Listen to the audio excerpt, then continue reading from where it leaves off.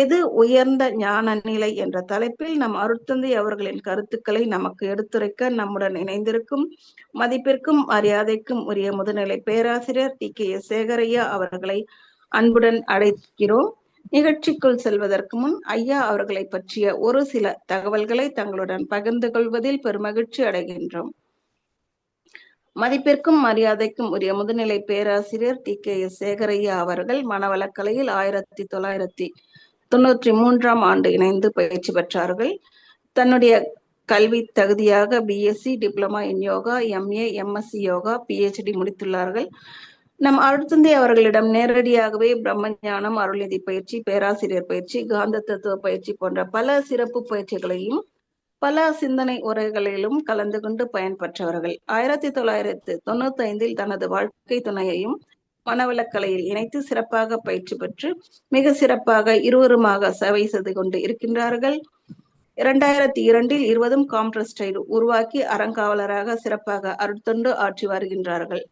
D நகர் போத்திஸில் மனவளக்கலை மன்றத்தின் செயலாளராகவும் 2006 ஆண்டு முதல் சேவை செய்து கொண்டு வருகின்றார்கள். 2010 முதல் 2018 வரை உலக சமுதாய சேவா சங்கத்தின் திருவான்மையூர் தலைமைச் சங்கத்தில் இணைச் செயலாளராக சேவை செய்தார்கள். 2019 முதல் உலக சமுதாய சேவா சங்கத்தின் பொதுச் செயலாளராக சேவை செய்து கொண்டு இருக்கின்றார்கள். 2015 ஆண்டு முதல் 2020 வரை ஸ்மார்ட் இணை இயக்குநராகவும் 2017 வேதாத்ரி மகரிஷி யோகா கல்லூரியில் முதல்வராகவும் பொறுப்பேற்று 1.5 வருடங்கள் சிறப்பாக சேவை செய்தார்கள்.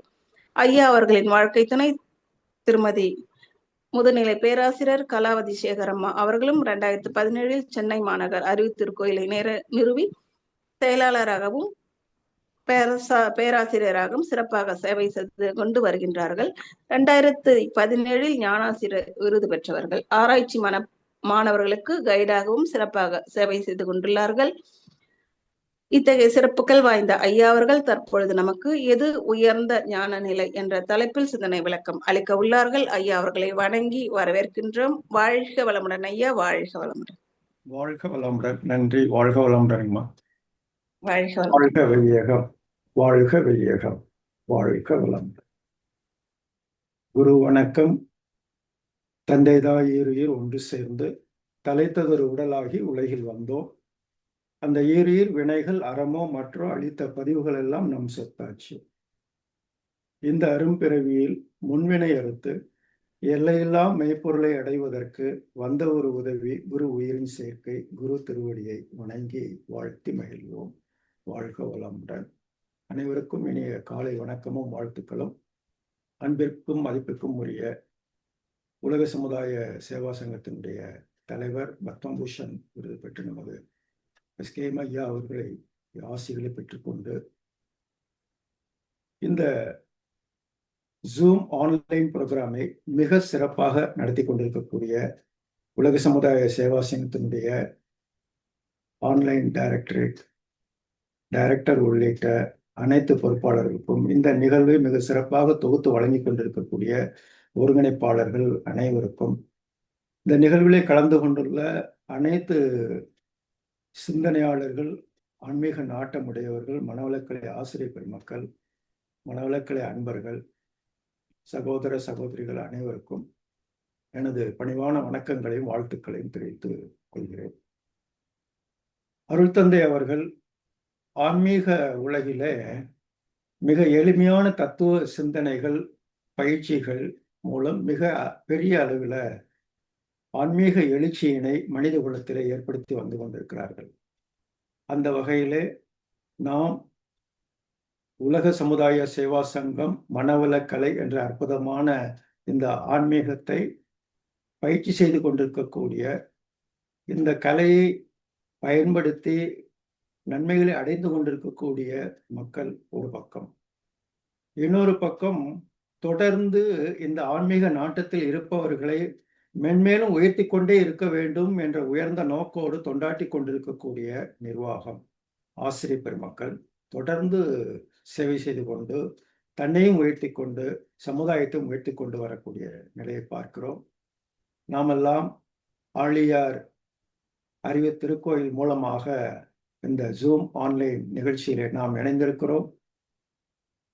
இந்த நிகழ்வின் மூலமாக தொடர்ந்து சமுதாயம் முன்னேறி கொண்டே இருப்பது எந்தவித சந்தேகமும் இல்லை.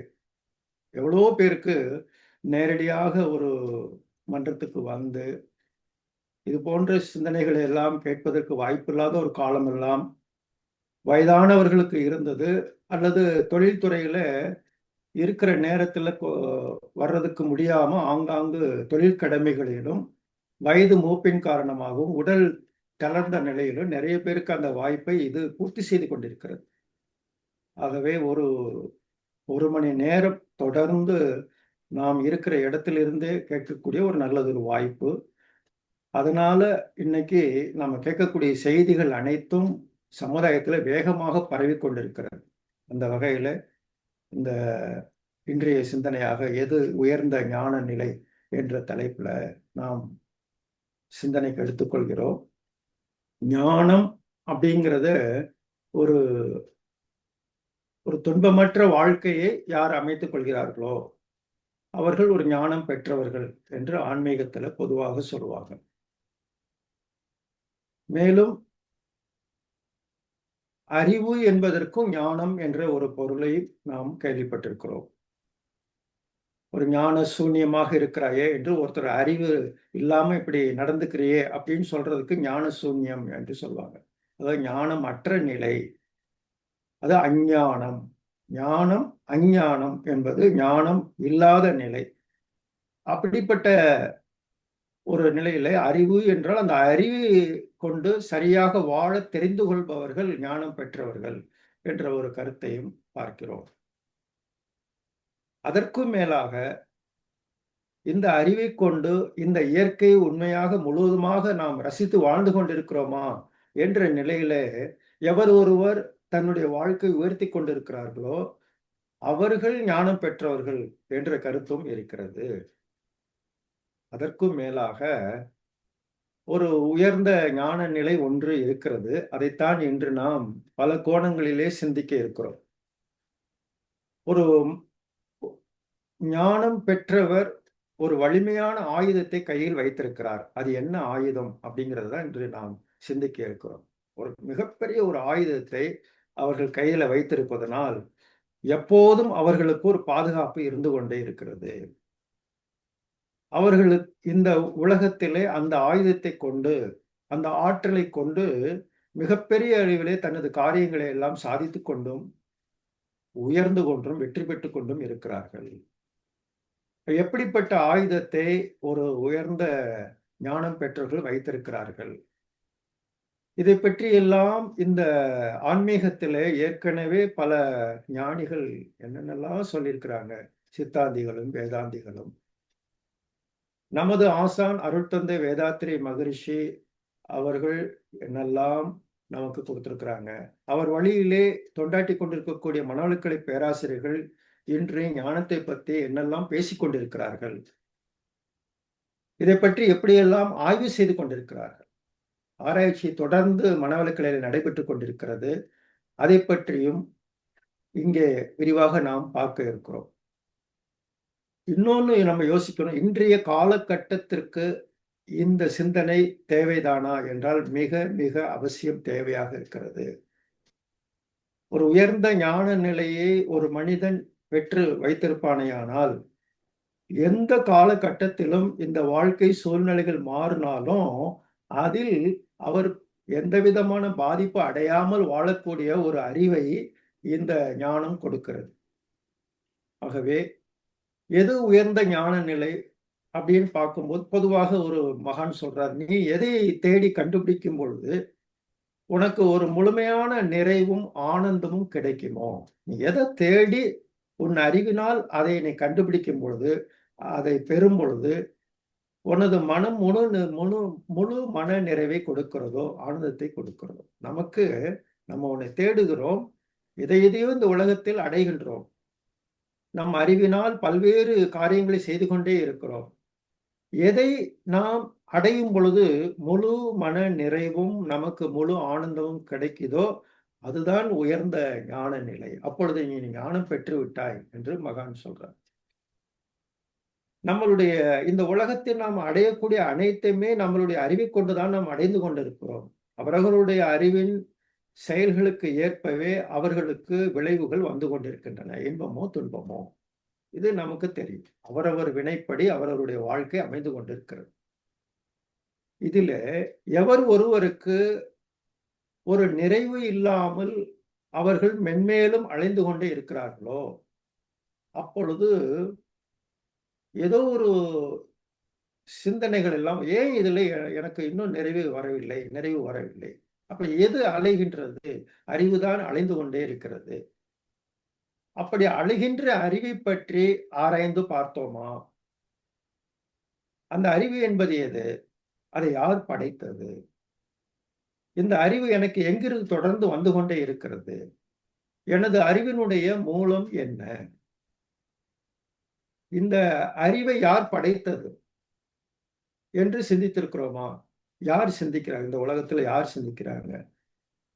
எவர் ஒருவர் ஆன்மீகத்துக்குள்ளார வரும் பொழுதுதான் தன் அறிவை பற்றி சிந்திக்க ஆரம்பிக்கிறாங்க. அப்பதான் இந்த பிராணமய கோஷ நிலை என்று சொல்லுவோம். தன்னை பற்றியே ஆராய்ச்சி செய்யக்கூடிய, உள்முகமாக வெளியில ஓடிக்கொண்டிருக்கக்கூடிய அறிவுகள், சிந்தனைகளை எல்லாம் உள்முகமாக திருப்புவது. அந்த அறிவினுடைய மூலம் என்ன? என்னுடைய அறிவுக்கு உண்மையான தேவை என்ன? இந்த உலகத்தில் எதை நான் தேடுகிறேன்? என் அறிவை கொண்டு எதை தேடிக்கொண்டே இருக்கிறேன்? என்னுடைய அறிவு எதை அடைய விரும்புகிறது? எதற்காக இந்த உடலை எடுத்து நாம் பிறந்து வந்திருக்கிறோம்? இந்த உடலை கொண்டு நாம் வாழ்ந்து கொண்டிருக்கும் பொழுது, இந்த மனித வாழ்க்கை, ஒட்டுமொத்த மனித வாழ்க்கையை எடுத்து பார்க்கும் பொழுது, எல்லோரும் ஒரு கட்டத்தில் அமைதி அடைந்து நிறைவாக இருக்கிறார்களா?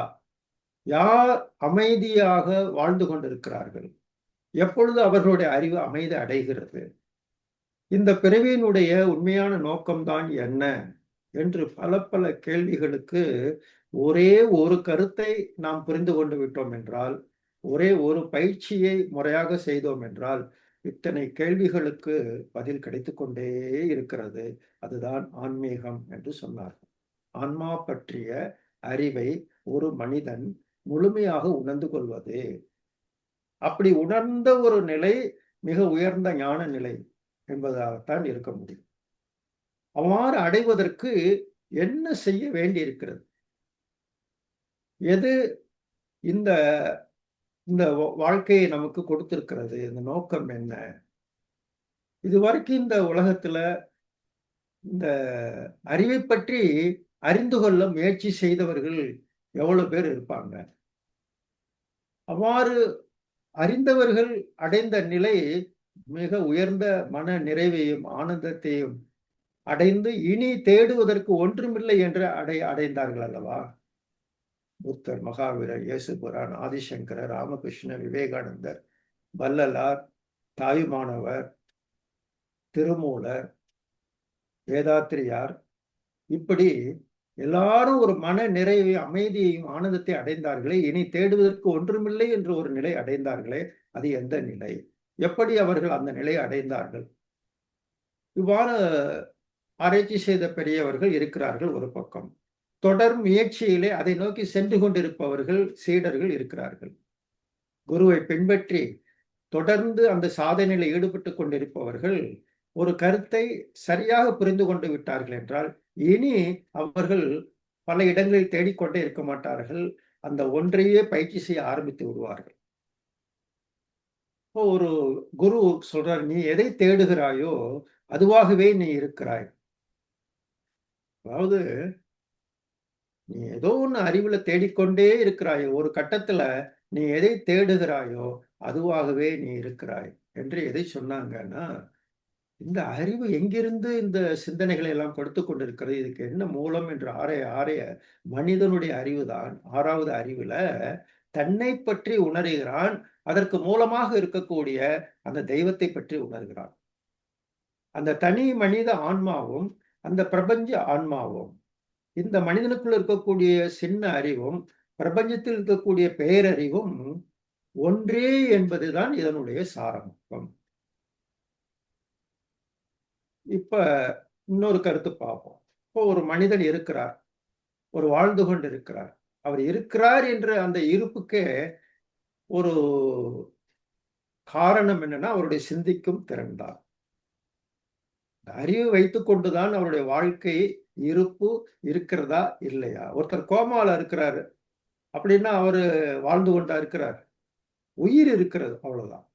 அதனால பல தத்துவ ஞானிகள், வெளிநாட்டு தத்துவ ஞானிகள் எல்லாம் சிந்திக்கும் திறன் வைத்து வாழ்க்கை ஒப்பிட்டார்கள். ஆனால் இங்கே கீழை நாட்டு தத்துவ ஞானிகள் இன்னொரு கருத்தை வைத்தார். சிந்திக்கும் திறன் மட்டுமல்ல, அந்த அறிவு தன்னையே அறிந்து கொண்ட ஒரு பெரிய நிலைதான் மேலான நிலை என்பதை சொன்னாங்க. அது அவரவர்களுடைய அறிவிலே இருக்குது. அந்த உயர்ந்த ஒரு ஒரு ஒரு கட்டத்துல போய் தனது அறிவு நின்று விடுகிறது. இதுக்கு மேல தேடுவதற்கு அங்கே ஒன்றும் இல்லை. அந்த முடிவான நிலை, கடைநிலை, கடைசி நிலை. அந்த அறிவு ஒரு பயணம். மகரிஷியோட சொல்லுவாங்க, journey of consciousness is towards perfection என்று சொல்வாங்க. அறிவானது தனது முழுமையை நோக்கியே பயணம் செய்து கொண்டிருக்கிறது. அந்த முழுமையை தொட்டு விடும் பொழுது அது அமைதி பெறுகிறது. எப்படி அந்த முழுமையை தொடுகிறது அந்த அறிவு? அந்த அறிவு தன்னை பற்றி சிந்திக்க ஆரம்பிக்கும் பொழுது அந்த பயணம் தொடங்குகிறது. அது இன்னர் டிராவல் என்று சொல்லுவாங்க. அப்படி இன்னர் டிராவல் என்று சொல்லக்கூடிய ஒரு பயிற்சிக்கு தான் மெடிடேஷன், பிரேயர், தியானம், தவம், அகத்தவம் என்றெல்லாம் பல பல பெயர்கள். அகத்தாய்வு, ஒருத்தர் சிந்தித்துக் கொண்டே இருக்கிறார், தன்னை பற்றி ஆராய்ச்சி செய்து கொண்டே இருக்கிறார், அவரும் உள்ளரை இன்னர் டிராவல் பண்றார். அப்புறம் தவம், அகத்தாய்வு என்ற இரண்டு பயிற்சிகள். இந்த இரண்டு உள்முகமான ஒரு பயிற்சிகளில அந்த அறிவினுடைய வேகம் குறைந்து குறைந்து குறைந்து பல்வேறு கருத்துக்கள் கிடைக்க ஆரம்பிக்கிறது. உள்ளார செல்ல செல்ல ஒரு பெரிய புதையல் அறிவுடைய மையத்துக்குள்ளார போக போக அது கரு மையம் என்று நீங்கள் எல்லாம் புரிந்து வைத்திருப்பீர்கள். அந்த மனவளக்கலை பயிற்சிகளிலே கரு மையம் என்று ஒரு எதை நமது ஆசான் அவர்கள் சொல்றாங்களோ அது ஒரு தெய்வீக புதையல் மாதிரி மென்மேலும் கருத்துக்களை, பல்வேறு கருத்துக்களை கொடுத்து கொண்டே இருக்கிறது. ஒரு ஞானம் பெற ஆரம்பிக்கும் பொழுது, அவர் தன்னை பற்றி சிந்திக்க ஆரம்பிக்கும் பொழுது அவருக்கு பல்வேறு கருத்துக்கள் வந்து கொண்டே இருக்கின்றன, வந்து கொண்டே. அருள் தந்தை அவர்கள் அவ்வளவு கருத்துக்களை சொல்லி வைத்திருக்கிறார்கள், எழுதி வைத்திருக்கிறார்கள், எழுதி கொண்டே இருந்தார்கள் கடைசி காலம் வரைக்கும். அவ்வாறு இந்த அறிவின் வேகம் குறைந்து அமைதி அடையும் பொழுது எல்லாவற்றையும் அந்த அறிவு உணர்கின்றது, தெளிவு பெறுகின்றது. அந்த தெளிவே ஞான நிலை ஆகும். இதையே நமது மகரிஷி அவர்கள் அறிவை அறிந்த தெளிவே ஞானம் என்று ஆணித்தரமாக ஒரு வேர்டு கொடுப்பாங்க, ஒரு கொட்டேஷன். எது ஞானம்? What is wisdom? எது ஞானம்? ஒரு மனிதன் தனது அறிவை அறிந்த அறிவின் தெளிவே அவன் ஞானம் பெற்ற நிலை என்று அருள் தந்தை ஒரு விளக்கம். அது ஒரு சாதாரணமா ஞானம் என்பது அறிவு என்பது மட்டுமல்ல, அந்த அறிவை அறிந்த தெளிவு தான் ஞானம். இந்த அறிவை ஒரு குறிப்பிட்ட எல்லைக்குள் அடைக்க முடியுமா? முடியாது. ஏன்னா அது மிக ஒரு சமுத்திரம் மாதிரி. அது ஒரு பெரிய மேன்மையானது, மிகப்பெரியது, வல்லமையானது, விரிவானது, எல்லாம் உடையது. அவ்வாறு இருக்கக்கூடியது ஒரு சிறிய அளவில் அடக்கிட முடியுமா? இந்த உடல் அளவில் எல்லை கட்டி கொண்டு இந்த அறிவு இயங்கிக் கொண்டிருக்கிறது. இதை அடக்கி வைப்பதனாலேயே இது பல்வேறு சிரமங்களை அடைகிறது. அதால இருக்க முடியல. தொடர்ந்து இப்ப குழந்தைகளை பார்த்தீங்கன்னா, அந்த அறிவு அங்கேதானே, குழந்தை நிலையிலிருந்து தான் நம்ம எல்லாம் அப்படியே வளர்ந்து வர்றோம். குழந்தையா இருக்கும்போது அந்த அறிவு எவ்வளவு ததும்பிக்கிட்டு அடுத்தது என்ன, அது என்ன, இது என்ன, இது ஒரு இடத்துல அதை அவங்கள நிக்க வைக்க முடியாது. தொடர்ந்து அது எல்லாவற்றையும் பார்த்து கொண்டும், அது என்னவென்று ஆராய்ச்சி செய்து கொண்டும், அதை அனுபவித்துக் கொண்டும், தனது புலன்களால் இந்த அறிவு இந்த உலகத்தில் இருக்கக்கூடியது எல்லாவற்றையும் அறிய வேண்டும் என்று விரும்பி ஓடிக்கொண்டே இருப்பதை நாம் பார்க்கிறோம். இந்த தேடுதல், அறிவினுடைய தேடுதல், இந்த ஜேர்னி ஆஃப் கான்சியஸ்னஸ், எதை நோக்கி தேடிக்கொண்டே போய்கொண்டு எதை அடையும் பொழுது நிறைவு பெறு, அவ்வப்பொழுது பல்வேறு இன்பங்களை அடைகிறதே, அவ்வப்பொழுதெல்லாம் அது அமைதி பெற்று விட்டதா என்றால், அவ்வப்பொழுதெல்லாம் ஒரு சிறு சிறு அளவில் தான் ஒரு அமைதியையும் ஒரு இன்பத்தையும் மனிதன் அடைந்து கொண்டிருக்கிறான். இவைகளெல்லாம் சிறிய இன்பங்கள், இவைகளில் முழு நிறைவு வந்துவிடாது. இது நிலையற்ற இன்பங்கள். ஒரு நிலையற்ற அமைதியை அவ்வப்பொழுது மனிதர்கள் அடைந்து கொண்டிருப்பார்கள். அது ஒரு மேலான அமைதி கிடையாது, மேலான நிறைவு கிடையாது. அதனாலதான் ஒன்றை அடைந்த பிறகு இன்னொன்றை பற்றி அது மனம் தாவுகிறது. மனதுக்கு மூலமாக இருக்கக்கூடிய அறிவு அந்த மனதின் மூலமாக ஓடிக்கொண்டே இருக்கிறது, அலைந்து கொண்டே இருக்கிறது. மனம் பற்றி நிறைய நீங்க கேள்விப்பட்டிருப்பீங்க. இந்த மனம் அலைகிறது என்றால் அதற்கு காரணம் இங்கே உள்ள அமைதியற்ற அறிவு இருக்கிறது என்ற அர்த்தம். அதனாலதான் அது மனம் அலைந்து கொண்டே இருக்கிறது. அமைதியோடு கூடிய அறிவு அங்கே உள்ளார ஒரு மனிதனுக்குள்ளார இருந்தது என்றால் அவனுடைய மனம் அலையாது. அறிவை கொண்டு மனிதன் எல்லாவற்றையும் உணர்ந்து கொள்கிறான். ஆன்மீகத்துக்குள்ளார வரும்பொழுது தன்னை உணர்கிறான். அப்பொழுது அவன் இறைவனோடு இணைகிறான். தன்னில் தனக்குள்ள இருக்கக்கூடிய அந்த பேரறிவாக இருக்கக்கூடிய தெய்வத்தை உணர்தலே ஞானம் என்றும் இன்னொரு கருத்தும் சொல்லப்படுகிறது. அத்தகைய ஒரு முக்கியமான ஒரு வார்த்தையை இப்பொழுது நான் சொல்ல போறேன். அத்தகைய அனுபவம் ஒருவர் பெறும்போது அந்த உணர்வு மௌன நிலை எனப்படுகிறது. மௌனம் அப்படின்னு சொல்லப்படுகிறது. நண்பர்களே, இந்த மௌனமே உயர்ந்த ஞான நிலை. பொதுவாக இந்த அறிவினுடைய இயக்கம் இந்த மனதின் மூலமாக புலன்கள் வழியாக ஒரே இந்த இரைச்சலாகவே இந்த கடற்கரையில அலை எப்படி அடித்து கொண்டிருக்கிறதோ அவ்வாறு ஒரு பெரிய சப்தத்தோடு இயங்கிக் கொண்டே இருக்கிறது. புறத்தை நாம் எந்த செயல்களை செய்யும் பொழுதும் அங்கே அறிவுக்கு அமைதி இல்லை. ஏதோ ஒன்றை அது செய்து இது செய்து இவ்வாறு ஒரு சத்தத்தோடு இயங்கிக் கொண்டிருக்கக்கூடிய, பல்வேறு இரைச்சல்களோடு இயங்கிக் கொண்டிருக்கக்கூடிய, பல காரியங்களை எண்ணிக்கொண்டு இயங்கிக் கொண்டிருக்கக்கூடிய அறிவு புறத்தே தனது வேலைகளை நிறுத்தி அகத்திலே அந்த ஓடுகின்ற மனதை பிடித்து அமைதிப்படுத்தி நிறுத்தப் போது அது மௌனம் என்று சொல்கிறோம். சொல்லால் சில வார்த்தைகளை சொல்ல முடியாத போது மௌனத்தை பயன்படுத்துகிறார்கள் ஞானிகள். ஒரு மகான் இருக்கிறார். அவரை தேடி ஒரு அன்பர் வருகிறார். பல்வேறு கேள்விகளோடு வருகிறார். மிகப்பெரிய பல வேதாந்தங்களை எல்லாம் படித்த ஒருவர் வந்து உட்கார்றார். பல விஷயங்களை படிச்சிருக்கிறார். கற்றறிந்த ஒரு அறிஞராக அவர் வந்து உட்கார்றாரு. ஆனா அவருக்குள்ள பல சந்தேகங்கள் இருக்கின்றன. அந்த மகானோ எல்லாம் அறிந்தவர், அமைதியாக அமர்ந்திருக்கிறார். அவர் முன்னே சென்று உட்காருகிறார். அந்த கேள்விகளை ஒவ்வொன்றாக கேட்கிறார். குரு எதுவுமே பேச மாட்டேங்கிறாரு. அவர் கண்களை மூடி அப்படியே அமர்ந்திருக்கிறார். நான் சொல்றது அவர் காதுல விழுகுதா அல்லது தூங்கிட்டாரா, குரு பேசாம இருக்கிறாருன்ட்டு அவரே மாதிரி இவரும் இந்த வந்த அன்பரும் கொஞ்ச நேரத்துல அப்படியே பேசாம இருந்தாரு. அப்படியே அவருடைய மனம் உள்ளார போகுது. அந்த சிந்தனைகள் ஒரு அமைதி பெறுகிறது. அந்த குருவினுடைய மௌனம் ஒரு மௌன நிலை. அந்த உயர்ந்த அந்த மௌனம் இவருக்குள்ளாக பாய்ந்து இவரும் ஒரு உயர்ந்த மௌன நிலைக்கு சென்று விடுகிறார்.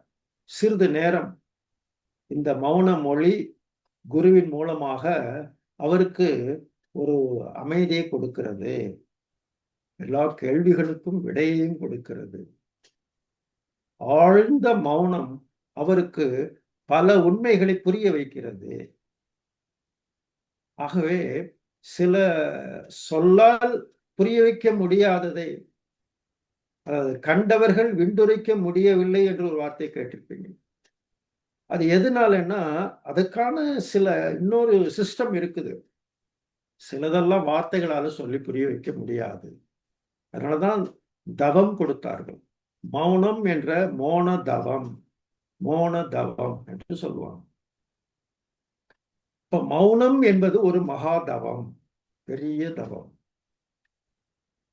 இந்த மனித வாழ்க்கையில் எத்தனையோ ஜீவராசிகள் இருக்கின்றன. 84 லட்சம் ஜீவராசிகளை ஒரு பேசும் கலை, ஆர்ட் ஆஃப் ஸ்பீக்கிங், எத்தனையோ நீங்க பார்ப்பீங்க. அப்படி எப்படி பேசுறது, அப்படி பேசணும், இப்படி பேசணும். ஆர்ட் ஆஃப் ஸ்பீச் எல்லாம் நிறைய நடத்திட்டு இருக்காங்க பாருங்க. ஒவ்வொருத்தரும் சொல்லி கொடுத்துட்டு இருக்கிறாங்க. இப்படி பேசணும், பேச்சாற்றல் என்பது இவ்வளவு. இந்த பேசும் கலை அப்படின்னு ஒண்ணு மனிதன் நல்லா பேச தெரிஞ்சுக்கிட்டா அப்படியே இந்த வாழ்க்கையில அடைய வேண்டியது அடைஞ்சிடலாம்னு நிறைய பேர் நினைக்கிறாங்க. பேசும் கலை வாழ்வியலுக்கு உதவலாம். ஆனால் பேசா நோன்பு என்பது அந்த ஆன்மீக ஒரு வாழ்க்கையினுடைய திறவுகோல் என்பது மிக மிக முக்கியம். அப்ப மௌனம் என்பது வெறும் வாயை மூடிக்கொண்டு இருப்பது மட்டுமல்ல, அது மனதினுடைய அலைகளை ஒடுக்கி அறிவை இறைநிலையினுடைய பக்கம் திருப்பக்கூடிய ஒரு மாபெரும் செயல் என்று சொல்லப்படுகிறது. பெரிய ஞானிகள் எல்லாம் அதிகமாக மௌனத்துக்கு முக்கியத்துவம் கொடுத்திருக்கிறார்கள். நமது அருள் தந்தை அவர்கள் அதிகமாக மௌனத்துக்கு முக்கியத்துவம் கொடுத்து அந்த மௌனத்தினுடைய சிறப்பை எல்லாம் நிறைய பேசியிருக்கிறாங்க. மௌன சாதனை பயிற்சிகளில் அடிக்கடி ஈடுபட வேண்டும் என்று சொல்லியிருக்கிறார்கள். அதையே தனது இறுதி உபதேசமாகவும் சொல்லி வந்த ஞானிகள். கடைசி உபதேசம், இந்த ஞானிகிட்ட நம்ம கடைசியா என்ன தெரிஞ்சுக்கலாம்? இறுதி உபதேசம் என்ன? அமைதி, மௌனம், தவம். அந்த மௌன நிலை, அதைத்தான் எல்லாரும் அந்த உயர்ந்த ஞான நிலை அப்படின்னு சொல்லப்படுகிறது. அது மிக சிறந்த உபதேசமாகவும் அமைகிறது. அதாவது இந்த ஒரு திரை போல ஒரு திரையரங்குல ஒரு திரையில பல்வேறு காட்சிகள் ஓடிக்கொண்டே இருக்கின்றன. திரை அதனால் பாதிக்கப்படுவதில்லை. அந்த திரை அப்படியே ஒரு சாட்சியாக இருக்கிறது. அதுபோல ஒரு உயர்ந்த ஞானம் பெற்றவர்கள் மௌனமாக இருந்து ஒரு சாட்சி பாவத்தோடு இருந்து கொண்டு அனைத்தையும் எதிலும் பாதிப்படையாத ஒரு தன்மையை இந்த மனிதன் அந்த ஆன்மீகத்துல உயர்வான ஒரு நிலையை அடைகிறான். அப்படிப்பட்ட ஒரு நிலையை அடைந்தவர்களுக்கு இடம் எத்தனை கேள்விகளோடு, எத்தனை சிக்கல்களோடு, எத்தனை பிரச்சனைகளோடு யார் சென்றாலும், எத்தனை பாவங்களோடு யார் சென்றாலும் அவர்களுடைய அனைத்து கலங்கங்களும் நீங்க ஆரம்பிக்கின்றன. ஒரு நல்ல குருவை அடைந்தவர்களுடைய விதிகள் மாற்றி அமைக்கப்படுகிறது. எப்பேற்பட்ட கலங்கங்கள், பாவங்கள், பல்வேறு விதி வசத்தால பல்வேறு சிக்கல்களோடு இருப்பவர்கள் ஒரு குருவை அடைந்து அவர் காட்டிய வழியை பின்பற்றும் பொழுது அதிலிருந்தெல்லாம் மீண்டு ஒரு நன்மையை பெறுகிறார்கள். ஒரு ஞானத்திற்கு ஒரு வரம்பு என்று ஏதாவது சொல்ல முடியுமா? ஒரு பெற்ற ஞானத்தினுடைய வரம்பு, எல்லை என்னவாக இருக்கும் என்றால் அந்த ஞானத்தினுடைய வரம்பு அது மௌனம். மௌனமே யார் சொல்றார்? திருமூலர் சொல்றார். ஞானம் வரம்பு மௌனமே. பல்வேறு நேரங்களில தத்துவ ரீதியான பல கேள்விகளுக்கு புத்த பெருமான் என்ன பண்ணியிருக்கிறாரு? மௌனத்தையே பதிலாக கொடுத்திருக்கிறார். நோபல் சைலன்ஸ், மகா மௌனம் என்று அது சொல்லப்படுகிறது. நண்பர்களே, இப்படிப்பட்ட அந்த உயர்ந்த மௌன நிலை, ஒரு பேசாம இருக்கிறது மௌனம்னா, பேசாம இருக்கிறது, வாய் நாக்கு அசையாம பேச்சு இல்லாம இருக்கிறது மௌனம். இது புற மௌனம். ஒரு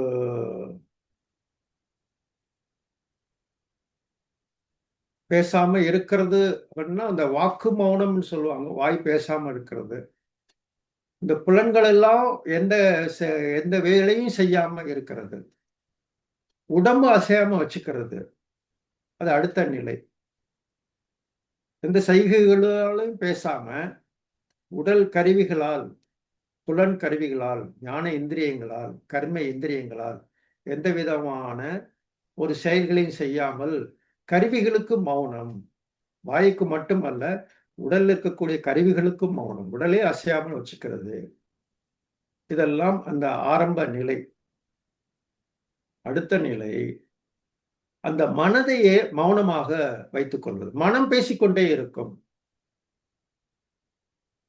அந்த மென்டல் சைலன்ஸ்ங்கிறது மனம் அமைதியோடு இருக்கிறதா? ஓ, மனம் பேசிக்கொண்டே இருக்கிறது, எண்ணங்கள் ஓடிக்கொண்டே இருக்கிறது அப்படின்னா அந்த எண்ணத்தை இந்த அறிவு பார்த்து கொண்டே இருக்கிறது என்றால் அங்கே அமைதி இல்லை. இப்ப எண்ணங்கள் இன்றி மனம் அமைதியாவது அடுத்த கட்ட உயர்வான நிலை. தவத்தினுடைய வேலையே என்ன? மனதினுடைய புறத்தே அலைகின்ற மனதை, அது ஓட்டத்தை எல்லாம் குறைத்து ஒரு புள்ளியில் கொண்டு வந்து நிறுத்துவது. பிரத்யாகாரா, தாரணா, தியானா, சமாதி என்று பதஞ்சலியார் சொல்றார். இந்த மனதை முதலில் பிரத்யாகாரா, வெளியிலே ஓடிக்கொண்டிருக்கக்கூடிய எண்ணங்களாக ஓடிக்கொண்டிருக்கக்கூடிய இந்த மனம், இந்த உயிர், இந்த அறிவு அனைத்து விஷயங்களையும் ஒடுக்கி உள்ளர கொண்டு வரும், ஒரே புள்ளியில் நிறுத்துவது தாரணா. அதற்கு அடுத்தது தவம். அந்த எது இவ்வாறு எண்ணங்களாக ஓடிக்கொண்டே இருக்கிறதோ அந்த உயிர் காந்தம் அதிலேயே போய் மனதை நிறுத்துவது. அதுதான் தன்னையே அந்த இடத்துல அங்கே தவம் என்று சொல்லும். தாரணவுக்கு அடுத்தது தவம். இந்த தவ பயிற்சி கொடுப்பதற்கு பிரத்யாகாரா, தாரணா, தியானம், அதுக்கு முன்னாடி ஆசனம், பிராணாயாமம், பிரத்யாகாரா அப்படின்னு ஆசனம் அதெல்லாம் நம்ம நிறைய பார்த்துட்டு வந்திருக்கிறோம். அது ஒரு 4-8 அங்கங்கள் சொல்லுவாங்க இல்லையா?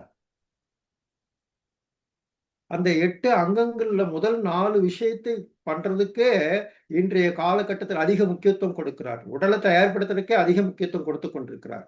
இயமம், நியமம், ஆசனம், பிராணாயாமம் வரைக்கும் தான் பல்வேறு ஆன்மீக சங்கங்களிலே இதற்கு தான் அதிக முக்கியத்துவம் கொடுக்கிறார்கள். இது பாதி நிலைதான் ஆன்மீகத்துல.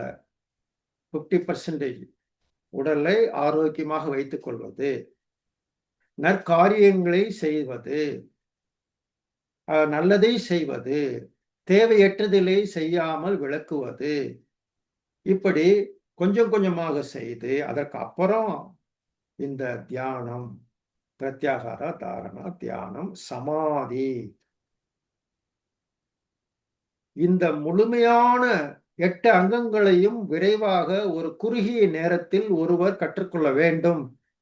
காலம் இதுக்காக அதிகமாக செலவு செய்யாமல் விரைவாக கற்றுக்கொள்ள வேண்டும் என்ற ஒரு நோக்கிலே அருள் தந்தை அவர்கள் இந்த 8 அங்கங்களையும் குறுகிய காலத்துக்குள் ஒரு மனிதன் கற்று தேர்ந்து விட வேண்டும் என்பதற்காக வடிவமைக்கப்பட்டதே மனவளக்கலை என்ற ஆன்மீக பயிற்சிகள்.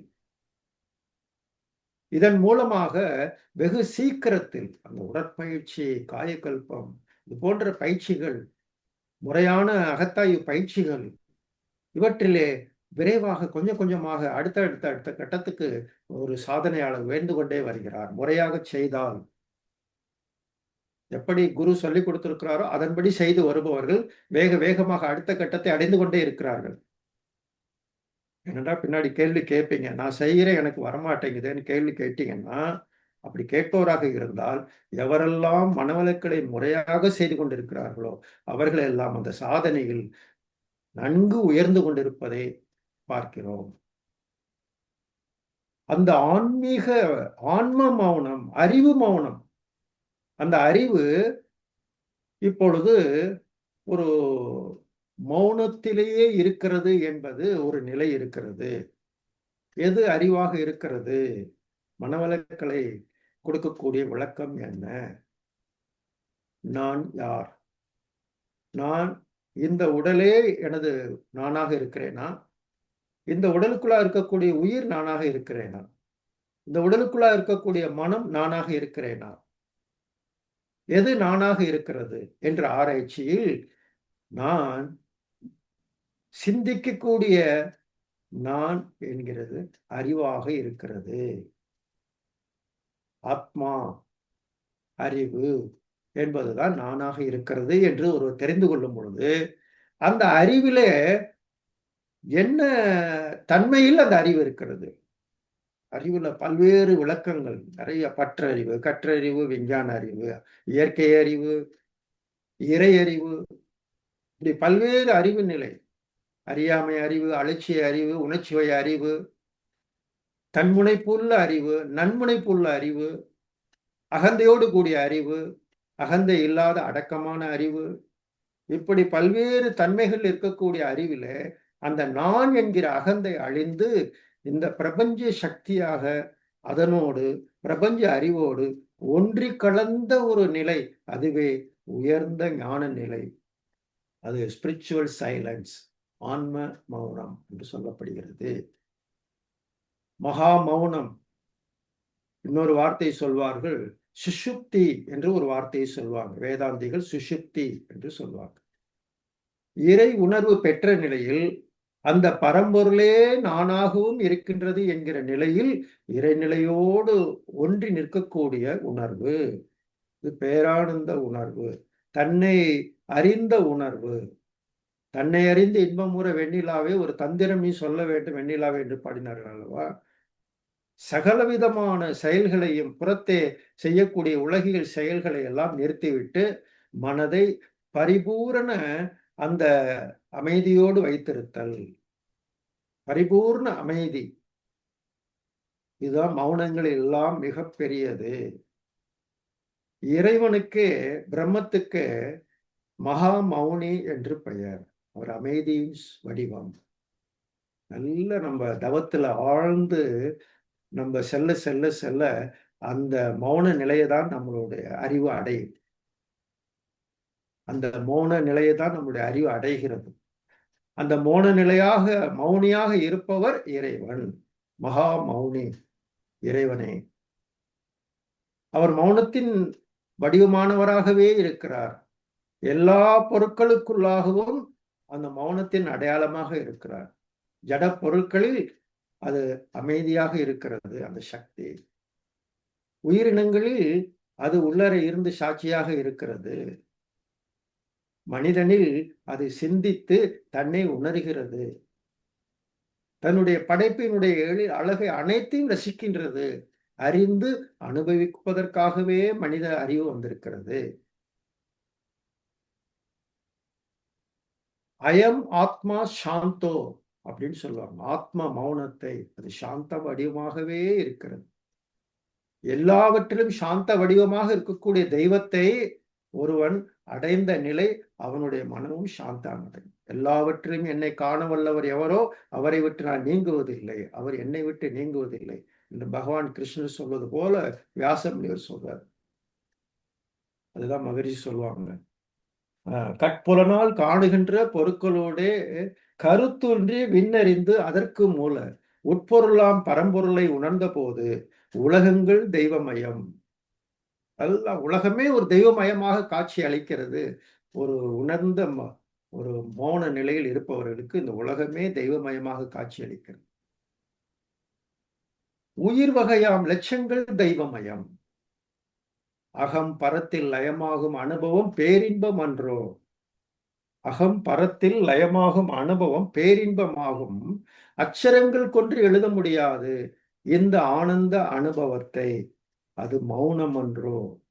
அருட்தந்தை எவ்வளவு அழகாக சொல்றாங்க பாருங்க. வாக்கு மௌனம் என்ற ஆரம்ப கட்டத்தில் ஆரம்பித்து காஷ்ட மௌனம், அப்புறம் மகா மௌனம். சச்சிதானந்த பிரம்மத்தில் மனம் நிலைத்து நிற்கிறது என்று சொல்லுவாங்க சித்தர்கள். அருட்தந்தை என்ன சொல்றாங்க? அவன் நீ ஒன்றாய் அறிந்த இடம் அறிவு முழுமை. அது முழுமையை அடைந்து விட்டு முழுமையான நிலை அடைகிறது. அது முக்தி. அந்த முழுமை பேறு அடைந்த அறிவினுடைய நிலை முக்தி பெற்ற அறிவு. இதை ஓரளவுக்கு தான் வார்த்தைகளால விளக்கி வைத்திருக்கிறார்கள் சித்தாந்தர்களும் வேதாந்திகளும் பல்வேறு ஞானிகள் எல்லாம். வேதத்துல இருந்து இது வரைக்கும் மனவளக்கலை, வேதாத்திரியார் கொடுத்த மனவளக்கலை வரை அவர்களெல்லாம் அடைந்த ஆனந்த அனுபவத்தை, இறை அனுபவத்தை, அறிவினுடைய அனுபவத்தை எழுதி வைத்திருக்கிறார்கள். ஆனால் இதையெல்லாம் படித்தால் ஓரளவுக்கு புரியும். அவர்கள் செய்த தவத்தை நாமும் செய்தால், அவர்கள் கடைபிடித்த மௌனத்தை நாமும் கடைபிடித்தால், அவர்கள் அடைந்த அறிவினுடைய நிலையை நாமும் அடையும் பொழுது நிச்சயமாக அவர்கள் என்ன ஆனந்தத்தை அடைந்தார்களோ, சொல்லற்ற மௌனம், எண்ணமற்ற மௌனம், அகந்தையற்ற மௌனம் என்று சொல்வாங்க. இவ்வாறு உள்ளார போக போக போக நம்ம எல்லாம் தவம் கத்துக்கிட்டு மௌனத்தில் போய் நிறைய பேர் பயிற்சி செஞ்சுக்கிட்டே இருக்கிறோம். அடிக்கடி நிறைய மனவளக்கலை அன்பர்கள் ஆங்காங்கு மௌனத்தில் இருக்கிறார்கள். ஆழியார்ல தொடர்ந்து யாரு வேணாலும் எப்ப வேணாலும் போய் மௌனத்தில் இருக்கலாம். இப்படிப்பட்ட ஒரு வாய்ப்பு உலக சமுதாய சேவா சங்கத்தில் ஒரு பன்னாட்டு தலைமை பயிற்சி மையமாக இருக்கக்கூடிய ஆழியார் அறிவு திருக்கோயில்களை தொடர்ந்து 365 நாளும் அந்த சாதனையாளர்கள் எல்லாம் சென்று அடிக்கடி மௌன நோன்பில இருந்து விட்டு வருகிறார்கள். பொதுவாக பாத்தீங்கன்னா நாம பல பேருக்கு தன்னை பற்றி சிந்திக்க கூட நேரம் இல்லாமல் போயிட்டே இருக்கிறாங்க. அந்த மௌனத்துலதான் சுய தரிசனம் என்று சொல்லப்படுகிறது. அது மட்டுமா, நன்கு நம்மளுடைய உயிராற்றல் சேமிக்கப்படுகிறது. உள்ளார பல்வேறு பதிவுகள் எல்லாம் மாற்றி அமைக்கப்படுகின்றன. நிறைய நோயாளிகள் போய் மௌனம் இருந்து தன் உடலை மாற்றி அமைத்துக் கொண்டு வந்திருக்கிறார்கள். நோயிலிருந்து விடுபட்டவர்கள் இருக்கிறார்கள். அது மட்டுமல்ல, மனதினுடைய இதமான மனதினுடைய தன்மைகளாக உணர்வுகளாக இருக்கக்கூடிய அன்பு, கருணை போன்றவற்றை எல்லாம் வார்த்தைகளால் விவரிக்க முடியாது. ஆனால் அந்த மௌனத்துல போய் இருந்துட்டு வரும் பொழுது அவர்களுக்கெல்லாம் இயல்பாகவே அந்த உணர்வுகள் தோன்ற ஆரம்பிக்கின்றன. அறியாமை நீங்குகிறது, களங்கங்கள் தூய்மை அடைகின்றன. அறிவில் இருக்கக்கூடிய குறைபாடு தான் அறியாமை. எத்தனையோ பிறவிகளாக அந்த அறியாமையிலேயே இருந்த அறிவு தன்னை பற்றி ஒரு ஆராய்ச்சி செய்து தன்னுடைய மூலத்தை அறிய ஆரம்பித்த பிறகு, ஞானம் பெற ஆரம்பித்த பிறகு தனது அறியாமையை நீக்கிக் கொள்கிறது. எவ்வளவு பெரிய முட்டாளாக இருந்தாலும் அவர்களுக்குள் ஒரு பெரிய ஞானத்தை இறைவன் ஏற்படுத்தி விடுகிறார். பெரிய ஞானத்தை கொடுத்துடுறார். மனவளக்கலை பேராசிரியர்கள் எவ்வளவோ பேரு சாதாரணமாக மனவளக்கலைக்கு முன்பு அப்படி இருந்தோம், மனவளக்கலைக்கு பின்பு இவ்வாறு இருக்கிறோம் என்று எத்தனையோ பேர் சொல்லிக் கொண்டிருக்கிறார்கள். அந்த மேலான நிலை, மேன்மையான நிலை உயர்த்துவதற்கு மௌனத்தால் மட்டுமே முடியும். தொடர் பயிற்சி அருட்தந்தை அழகாக வடிவமைத்து கொடுத்திருக்கிறார்கள். இத வாழ்க்கைக்கு என்ன, இது ஆன்மீகத்துக்கு வாழ்க்கையில என்னென்ன பலன்கள், நிச்சயமாக பல்வேறு நன்மைகளை நம்மளுடைய குடும்ப வாழ்க்கையில் இல்லறத்தார்களுக்கு, குடும்பத்தில் இருப்பவர்களுக்கு ஒரு நிதானத்தை, ஒரு பொறுமை, சினம் தவிர்த்தல் என்று அதை கேட்டுக்கொண்டு இருப்பதை விட அதை அந்த தவ பயிற்சிகள், மௌன பயிற்சிகள் இதையெல்லாம் செய்ய செய்ய செய்ய தொடர்ந்து அந்த அகத்தாய் பயிற்சி செய்ய செய்ய செய்ய அப்படியே பார்த்தாக்க அந்த நிதானம், அந்த பொறுமை, இவைகள் எல்லாம் அயரா விழிப்பு நிலை, இதிலெல்லாம் வாழ்க்கை சிக்கல்கள் மென்மேலும் குடும்ப உறவுகள் ஏற்படக்கூடிய கருத்து வேறுபாடுகளை நீக்கிக் கொண்டு நட்புணர்வை மேம்படுத்திக் கொண்டே இருக்கிறார்கள். இன்னொரு நன்மை என்ன, இந்த ஞானம், மௌன ஞானம் கிடைக்கும் பொழுது அவர்கள் கேட்கும் திறனை அதிகமாக பயன்படுத்த ஆரம்பிக்கிறாங்க. ரொம்ப லிசனிங் ஸ்கில்ஸ். அப்படியே பார்த்தா மற்றவங்க பேசுறத அமைதியா உட்கார்ந்து கேட்கிறது, மற்றவங்க பேசுவது கேட்பது, ரிசப்டிவிட்டி என்பது கூடுகிறது. அங்கே இருக்கக்கூடிய அந்த உண்மைகளை புரிந்து கொள்ள முடியும். மற்றவர்கள் சொல்லக்கூடிய வார்த்தைகளில் இருக்கக்கூடிய உண்மைகளை நன்கு புரிந்து கொள்ள முடிகிறது. ஆழ்ந்து கேட்பவரே வெற்றியாளராக மாற முடியும். இதனால் வாழ்க்கையில பல்வேறு நன்மைகள். மன அழுத்தம், இன்னைக்கு நிறைய ஸ்ட்ரெஸ்ன்னு சொல்லிட்டு இருக்கிறாங்க. இந்த பயிற்சிகள் மூலமாக மன அழுத்தம் இல்லாத பரபரப்பான தன்மைகள் எல்லாம் மாறிக்கொண்டிருக்கு. ஏன்னா மன அலைச்சல் குறையக்கூடிய ஒரு தன்மை தான் மௌனம். அப்படி கொஞ்ச நிமிஷம், ஒரு நாளைக்கு ஒரு 5 நிமிடமாவது ஒரு மௌனத்துல இருந்து பழகிறது. இப்படி தொடங்கி ஒரு நாளைக்கு 1 மணி நேரம், ஒரு வாரத்துக்கு ஒரு அரை நாள், ஒரு மாதத்துக்கு 1 நாள், இப்படி ஆரம்பத்துல கொஞ்சம் கொஞ்சமாக பிராக்டிஸ் பண்றோம். சில நிமிடங்கள் மௌனமாக இருந்தாலே உடம்புல பரபரப்பான தன்மைகள் மாறி இந்த மன அழுத்தம் குறையுது, பிபி ப்ராப்ளம் குறையுது, ஹார்ட் ப்ராப்ளம் வராம தடுக்கப்படுகிறது. இன்னைக்கு மனிதர்கள் எத்தனையோ இந்த மென்மையான உறுப்புகள் எல்லாம் இயக்கம் பாதிக்கப்படைந்து எவ்வளோ அவங்க கஷ்டப்படுறத நம்ம பார்க்கிறோம். குடும்பத்துல, சமுதாயத்துல பல்வேறு சிக்கல்கள் நீங்குகின்றன. அறிவுல பார்த்தா நிறைய கிரியேட்டிவிட்டி, பர்சிபிகாசிட்டி என்று சொல்லக்கூடிய புதிய புதிய ஆக்க சக்திகள் எல்லாம், ஆக்கத் திறமை, புதியன கண்டுபிடித்தல் போன்ற கிரியேட்டிவிட்டி, மெக்னானிமிட்டி, ஒரு பெருந்தன்மை, நுண்மான் நுழைபுலன் அறிவு என்று சொல்லக்கூடிய திரிகால ஞானம் அல்லது பெர்ஸ்பிகாசிட்டி என்று சொல்வார்கள். ஒரு புத்தி அப்படி கூர்மை அடைகிறது, நேர்மை அடைகிறது, சீர்மை அடைகிறது. அந்த அளவுக்கு அதனுடைய அறிவு திரிகால ஞானம் அப்படின்னு சொல்லக்கூடியது.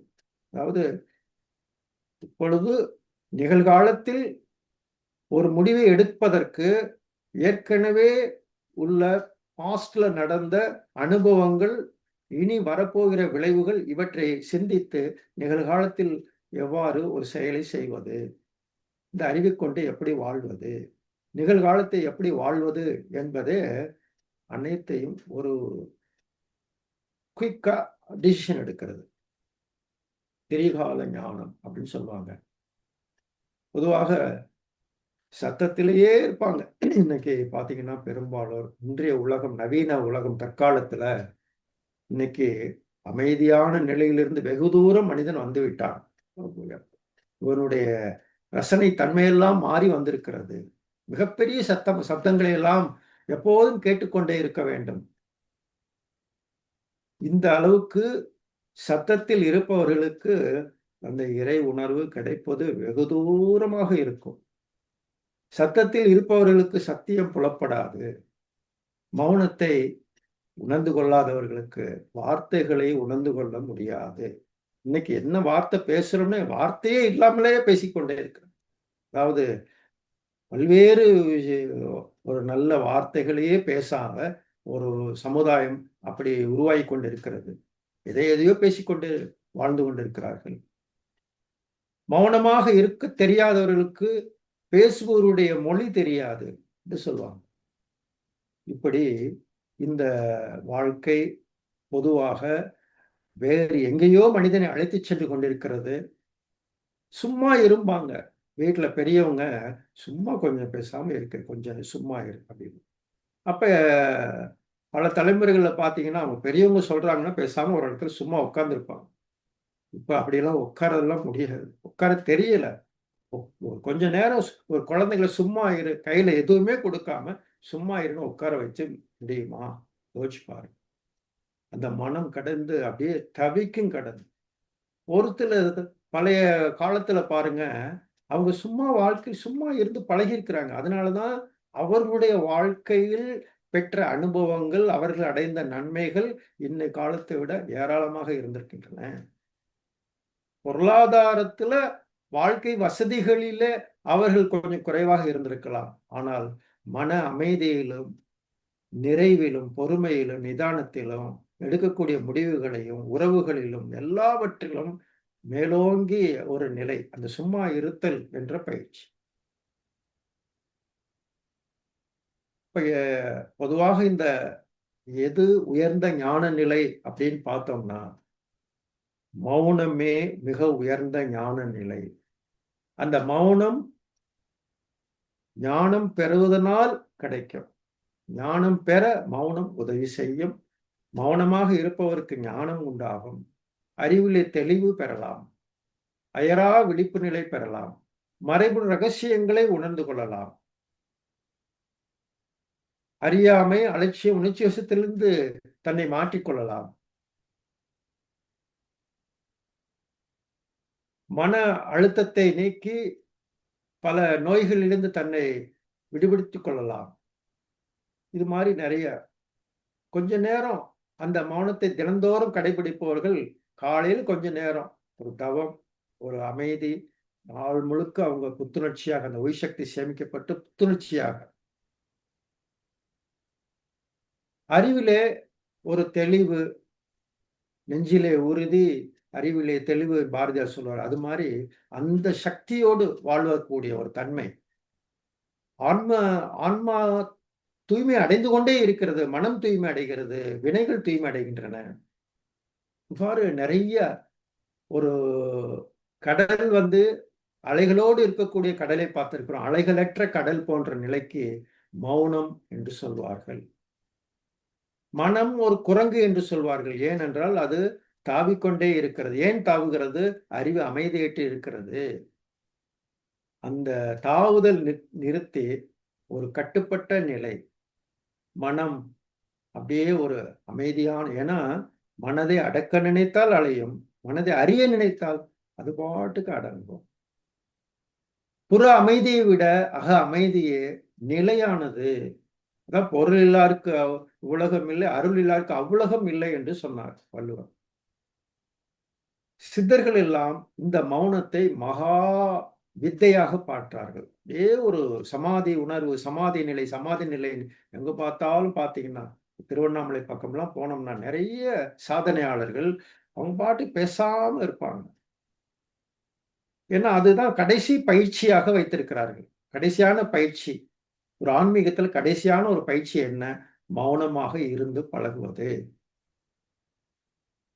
இந்த மௌனமே ஒரு உண்மையான இறை வழிபாடு. இந்த மௌனமாக இருக்கக்கூடிய ஒரு தவ பயிற்சியை மகிழ்ச்சி சொல்லுவாங்க. அகத்தவமே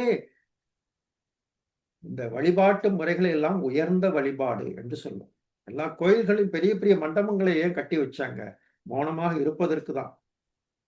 புற வழிபாட்டுல அந்த சிலை வழிபாடுகளை வணங்கி அங்கு ஆழ்ந்து தவத்தில் அமர்ந்து அந்த இறைவனோடு மனதை இணைத்து வைப்பது. இந்த மௌனத்தை ஒருத்தரை கட்டாயப்படுத்தி ஒருத்தர் மௌனத்தை வரவழைச்சிட முடியுமான்னா கட்டாயப்படுத்தலாம் வரச்சு. முறையான தியான பயிற்சி, விளக்கத்தோடு கூடிய நன்கு விளங்கி கொண்டு அந்த தவத்தில் ஈடுபட்டு அகத்தாய்வு பயிற்சிகள் எல்லாம் முறையாக தெரிந்து கொண்டு அந்த முதிர்ச்சியில் இந்த மௌனம் என்பது தானாக நிகழும். அந்த உணர்வு தானாக நிகழும். அதற்காக பொறுமையாக காத்து கொண்டிருக்க வேண்டும். தொடர்ந்து தவத்திலும் அகத்தாய்வு பயிற்சிகளிலும் அந்த மனதை கண்காணித்துக் கொண்டும் அறிவை அமைதியிலும் வைத்து பழகி தற்சோதனை பயிற்சிகளில் ஈடுபட்டு கொண்டே வர வேண்டும். தானாகவே அந்த மௌன பழுத்த நிலை வரும் வரையில் நீ நான் என்போம், பதம் அடைந்தோம் என்று மகிழ்ச்சி சொல்லுவோம். அது ஒரு நிலை வரும், பதம் அடைவதற்கு ஒரு நிலை வரும்.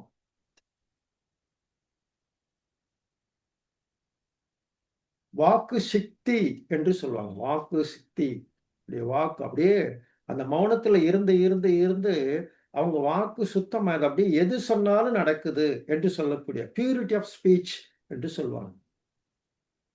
அவங்க நினைக்கிறது நடக்கும், அவங்க சங்கல்பம் நிறைவேறும், அவர்கள் சொல்லக்கூடியதெல்லாம் தெய்வீக வாக்காகவே, அருள் வாக்காகவே அமையும். அருள் தந்தை நமக்கு அந்த சங்கல்பம், அருட்காப்பும் மௌன நிலையில் இருந்து அவங்க மௌன தவம் மாற்றி ஒரு 48 நாள் மௌனம் இருப்பாங்க, 30 நாள் மௌனம் இருப்பாங்க. மகரிஷி அந்த மௌனத்துல நின்று பார்த்தா அவங்க அது ஒரு பெரிய காப்பாக, ஒரு பெரிய சங்கல்பமாக, எல்லோருக்கும் ஒரு பெரிய வாழ்த்தாக அமையும்.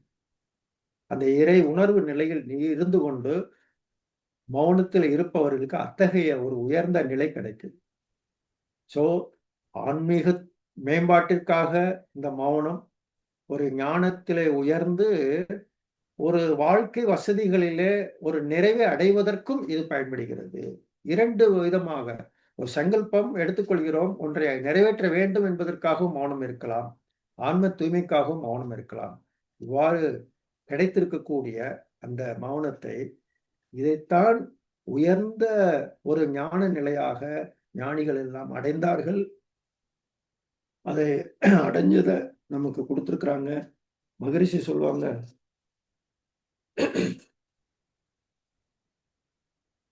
மௌனத்தின் பெருமை யார் எவர்க்கு முன்படர்ந்து வாயாலே சொல்லக்கூடும். மௌனமே அறிவினது அடித்தளம் ஆகும். மிக விரிவு எல்லை இல்லை, காலம் இல்லை. மௌனத்தில் அறிவு தோய்ந்து பிறந்தால் முன்வினையும் பின் விளைவும் நீக்க கற்கும். மோன நிலை மறவாது கடமையாற்ற மென்மை, இன்பம், நிறைவு, வெற்றி, அமைதி உண்டாம் என்று சொல்லி, இந்த எது உயர்ந்த ஞான நிலை என்றால் தவத்திலே ஒடுங்கி ஒரு உயர்ந்த மோனத்தை அடைந்தவர்கள் மிக உயர்ந்த ஞானத்தை பெற்றிருக்கிறார்கள் என்று சொல்லி இந்த சிந்தனையை நிறைவு செய்கிறேன். வாழ்க வையகம், வாழ்க வையகம். இந்த நிகழ்விலே கலந்து கொண்டுள்ள அனைத்து அன்பர்களுக்கும் எல்லாம் உள்ள இறையாற்றலும் குருவின் ஆசையும் எப்பொழுதும் நிறைவாக கிட்டட்டும். அருட்பேராற்றல் கருணையினால் அனைவரும் உடல் நலம், நீலாயுள், நிறை செல்வம், உயர்ப்புகள், மெய்ஞானம் பெற்று மேலோங்கி வாழ்வோம் என்று வாழ்த்தி எனது உரையை இந்த நல்லதொரு வாய்ப்பை வழங்கிய ஆன்லைன் டைரக்டருக்கு நன்றிகளை வாழ்த்துக்களை தெரிவித்துக் கொண்டு இதுகாரும் கேட்ட அத்துணை அன்பர்களுக்கும் இந்த மன்மார்ந்த வாழ்த்துக்களை நன்றிகளையும் தெரிவித்து நிறைவு செய்கிறேன். வாழ்க வளமுடன், வாழ்க வேதாத்திரியம், வளர்க வேதாத்திரியம், வளர்க உலக சமுதாய சேவா சங்கத்தின் அனைத்து அருட்பணிகளும் வாழ்க வளமுடன். தற்பொழுது ஐயா அவர்கள் தங்களுடைய கேள்விகளுக்கு பதில் அளிக்க இருக்கின்றார்கள். கேள்வி கேட்க விரும்பும் அன்பர்கள் தங்களுடைய கைபேசியை தாங்களே அட்மிட் செய்து கொண்டு கேள்விகளை மட்டும் சுருக்கமாக கேட்டுக்கொள்கிறோம். முதலாவது அன்பராக கிருபாநிதி அம்மா, வாழ்க வளமுடன். அம்மா வாழ்க வளமுடன். ஐயா வாழ்க வளமுடன். ஐயா வாழ்க வளமுடன். வாழ்க வளமுடன். ஞானம் எப்படிங்கிறத ரொம்ப அழகா சொன்னீங்க ஐயா. இப்போ மனவளக்கலைக்கு முன்னாடி நம்ம எப்படி இருந்தோம், பின்னாடி எப்படி இருந்தோம் இருக்கிறோம் அப்படிங்கிறதுக்கு மாற்று கருத்தே கிடையாது. ஏன்னா பொதுவா வந்ததெல்லாம் தாங்கி அதை நம்ம நெறிப்படுத்துற முறையை கத்துக்கிட்டோம். மனவள சிரமங்கள் வராம இல்லை, அதை வந்தா எப்படி நெறிப்படுத்தி வாழணுங்கிற முறையை நம்ம கத்துக்கிட்டோம். ஆனா இப்ப நீங்க சொல்லும் போது சொன்னீங்க, சிந்திக்கும் போது பல உட்கருத்துக்கள் தோன்றும். அதை எதை விளக்க வேண்டும், எதில் தெளிவு வர வேண்டும்னு அழகா சொன்னீங்க. ஆனா அறிவின் தேடல், அந்த கிடைத்த அமைதி நிரந்தரமாக தக்க வைக்க முடியலையா? அது நிரந்தரமா நம்மகிட்ட இருந்துரும். அப்பா இப்ப மாலையார் போனோம், ஒரு வாரம் இருந்தா அவ்வளவு குறிப்பா வாரம் வந்தோன்னு சின்ன சருக்கள் இதுக்கு வருது. இதுக்கு நம்ம நிரந்தரமா ஒரு அமைதியை பெறணும்னா நம்மளுடைய மௌனமோ தவமோ பத்தலையா? இல்ல சில பேராசிரியர்கள் பேசும்போது சொல்லுவாங்க, இப்படியெல்லாம் இருந்தா இறைநிலை தவத்தை ஒரு 2-3 தடவை செஞ்சு பாருங்க, நல்லா இருக்கும். எது வந்தாலும் ஏத்துக்கிறோம், ஆனா அதை அப்படியே அந்த அமைதியை தக்க வச்சுக்க முடியல, கொஞ்சம் சறுக்கிடுறோம். அதுக்கு காரணம் என்னையா? நன்றி. வாழ்க வளமுடன் ஐயா. வாழ்க வளமுடன். எப்போதுமே நம்ம எவ்வளவு நன்மைகளை பெற்றுக்கொண்டே இருக்கிறோம் என்று பார்த்து கொண்டே இருந்தோம்னா இந்த கிடைக்காதது ஒரு சிறு சதவீதமாவோட இருக்கலாம். கிடைத்ததுக்கு நாம மகிழ்ச்சியாக ஒவ்வொரு நாளையும் இவ்வளவு நன்மைகளை பெற்றுக்கொண்டே இருக்கிறோம். இன்னும் அந்த இறை உணர்வுல நம்ம கூடிட்டு தான் இருக்குது. அதுல நிச்சயமாக மாற்று கருத்து இல்லை. ஆகவே அதை நோக்கி தான் போயிட்டே இருக்கிறோம். இன்னும் தொட வேண்டிய தூரம் கிட்டக்க தான் இருக்குது என்ற உணர்வை நம்ம வரவழைத்துக் கொள்ளும்போது மட்டுமே, ஏதோ ரொம்ப தூரம் இருக்குது, நம்ம இன்னும் அடையவே இல்லை அப்படிங்கிறது இல்லாம நம்ம அதை நாடி போய்கொண்டே இருக்கிறோம். நிறைய நன்மைகளை பெற்றுக்கொண்டே இருக்கிறோம். வெகு தொலைவில் இல்லை, நம்ம கொஞ்ச தூரத்துல தான் இருக்குது. அது இன்றோ நாளைக்கோ அந்த பேர் அமைதி, ஒரு அமைதி நிச்சயமாக நம்ம வாழ்க்கையில் கிடைக்கும் என்ற உணர்வோ வரவழைத்துக் கொள்வதற்கு தொடர்ந்து நாம் சாதனைகளிலே ஈடுபட்டு கொண்டே இருக்க வேண்டும். மன்றத்தோடு தொடர்பு கொண்டு இருக்க வேண்டும். குருவோடு நினைவுகளோடு தொடர்புல இருந்து கொண்டே இருக்கணும். அதாவது குருவினுடைய நூல்களை படிப்பது. புத்தம் சரணம் கச்சாமி, சங்கம் சரணம் கச்சாமி, தம்மம் சரணம் கச்சாமி என்று மகாவீர புத்தர் என்ன சொல்றாரோ அதேதான் மகரிஷி அவர்கள். நம்ம குருவை கெட்டியா பிடிச்சுக்கணும். குருவினுடைய சிந்தனைகளை, பயிற்சிகளை கட்டியா பிடிச்சுக்கிட்டு பயிற்சி செய்யணும். மன்றம் என்று சோர்வு அடையும் பொழுதெல்லாம் அறிவித்திருக்கோயில், மன்றம், தவ மையங்களிலே சென்று நம்ம புத்துணர்ச்சி பெற்று வரணும். கூட்டு தவம், எல்லாரோடையும் நல்லவர்கள், நல்ல ஆன்மீக நேயம், ஆன்ம நேயம் உடையவர்களை எல்லாம் அடிக்கடி நாம் சந்தித்து கொண்டே இருக்க வேண்டும். சாதனையாளர்களோடு நம்ம பழகிக்கொண்டே இருக்க வேண்டும். முடிந்த அளவுக்கு நாம் தொண்டாட்டி கொண்டே இருக்க வேண்டும். இதெல்லாம் செய்துகிட்டு இருக்கும்போது நிச்சயமாக நம்ம முன்னேறிக்கொண்டே இருப்போம். அதுல எல்லா தவமும் செய்ய வேண்டியதுதான். நீங்க சொன்ன மாதிரி இறைநிலை தவமும் நமக்கு ஒரு நல்ல பெரிய அளவுக்கு உணர்வை கொடுக்கும். வாழ்க வளமுடன். நன்றி ஐயா, ரொம்ப சிறப்பு. உங்க பேச்சு ரொம்ப அமைதியாகவும் கண்டிப்பா சீக்கிரம் எட்டிடுவோம் அப்படிங்கிற மனநிலையும் வந்திருக்கு. நன்றி ஐயா. வாழ்க வளமுடன். வாழ்க வளமுடன். லில்லியம்மா, வாழ்க வளமுடன். வாழ்க வளமுடன். வாழ்க வளமுடன். அடுத்த அன்பராக வித்யா அவர்கள் வாழ்க வளமுடன். விதா கவிதா கவிதாமா கவிதா வாழ்க வளமுடன். ஓகேப்பா, ஓகே. கவிதா பேசுங்கம்மா. ஐயா வாழ்க வளமுடன் ஐயா. ஐயா 8 படிநிலைகள் சொன்னீங்களா? இயமம், நியமம், பிரத்யாகாரம், அப்புறம் லைனா அது கொஞ்சம் சொல்லுங்க. இயமம், தாரணை, நியமம், தவம், ஆசனம், பிராணாயாமம், பிரத்யாகாரம், தாரணா, தியானம், சமாதி. சமாதி. மௌனமுங்க ஐயா எப்பங்க வரும்? அதுக்கு சமாதி நிலைதான் சமாதிங்கிற நிலையில தான் மௌனம். இந்த தவத்துக்கு தவம்லாம் கத்துக்கிறோம். அந்த தவத்தை நல்லா ஆழ்ந்து செய்யக்கூடிய தவமே மௌனம். ஆழ்ந்த தவமே மௌனமா மாறும். ஐயா ஞானம் தானங்க அறிவுங்க? எதுக்குமா? ஞானம் தானே அறிவுங்க? அறிவுந்தாதான் ஞானம். ஆமா, ஞானம் என்பது அறிவோடு சம்பந்தப்பட்டதுதான். அதுல என்ன கேள்வி உங்களுக்கு? அறிவு என்பதே ஞானம் தாமா. சொல்றது அறிவுன்னா அதை ஞானத்தோடு சொல்லுவாங்க. ஞானம் என்பது அறிவுதான். ஆனால் உண்மையான விளக்கம் என்னன்னா, அந்த அறிவு எது என்பதை தெரிந்து கொண்டு தெளிவு பெற்ற நிலைதான் ஞானம். ஞானம். நன்றிகள் ஐயா. வாழ்க வளமுடன் ஐயா. வாழ்க வளமுடன் அம்மா. வாழ்க வளமுடன். வாழ்க வளமுடன் அம்மா. வாழ்க வளமுடன். நன்றிம்மா. வாழ்க வளமுடன். வேற யாருக்கும் கேள்விகள் இருக்கா?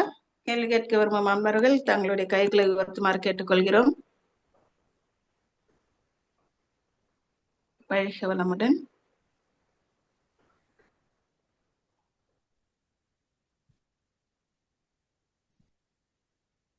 ராஜலட்சுமி அம்மா வாழ்க வளமுடன். உங்களுக்கு அட்மிட் கொடுத்திருக்கோம்.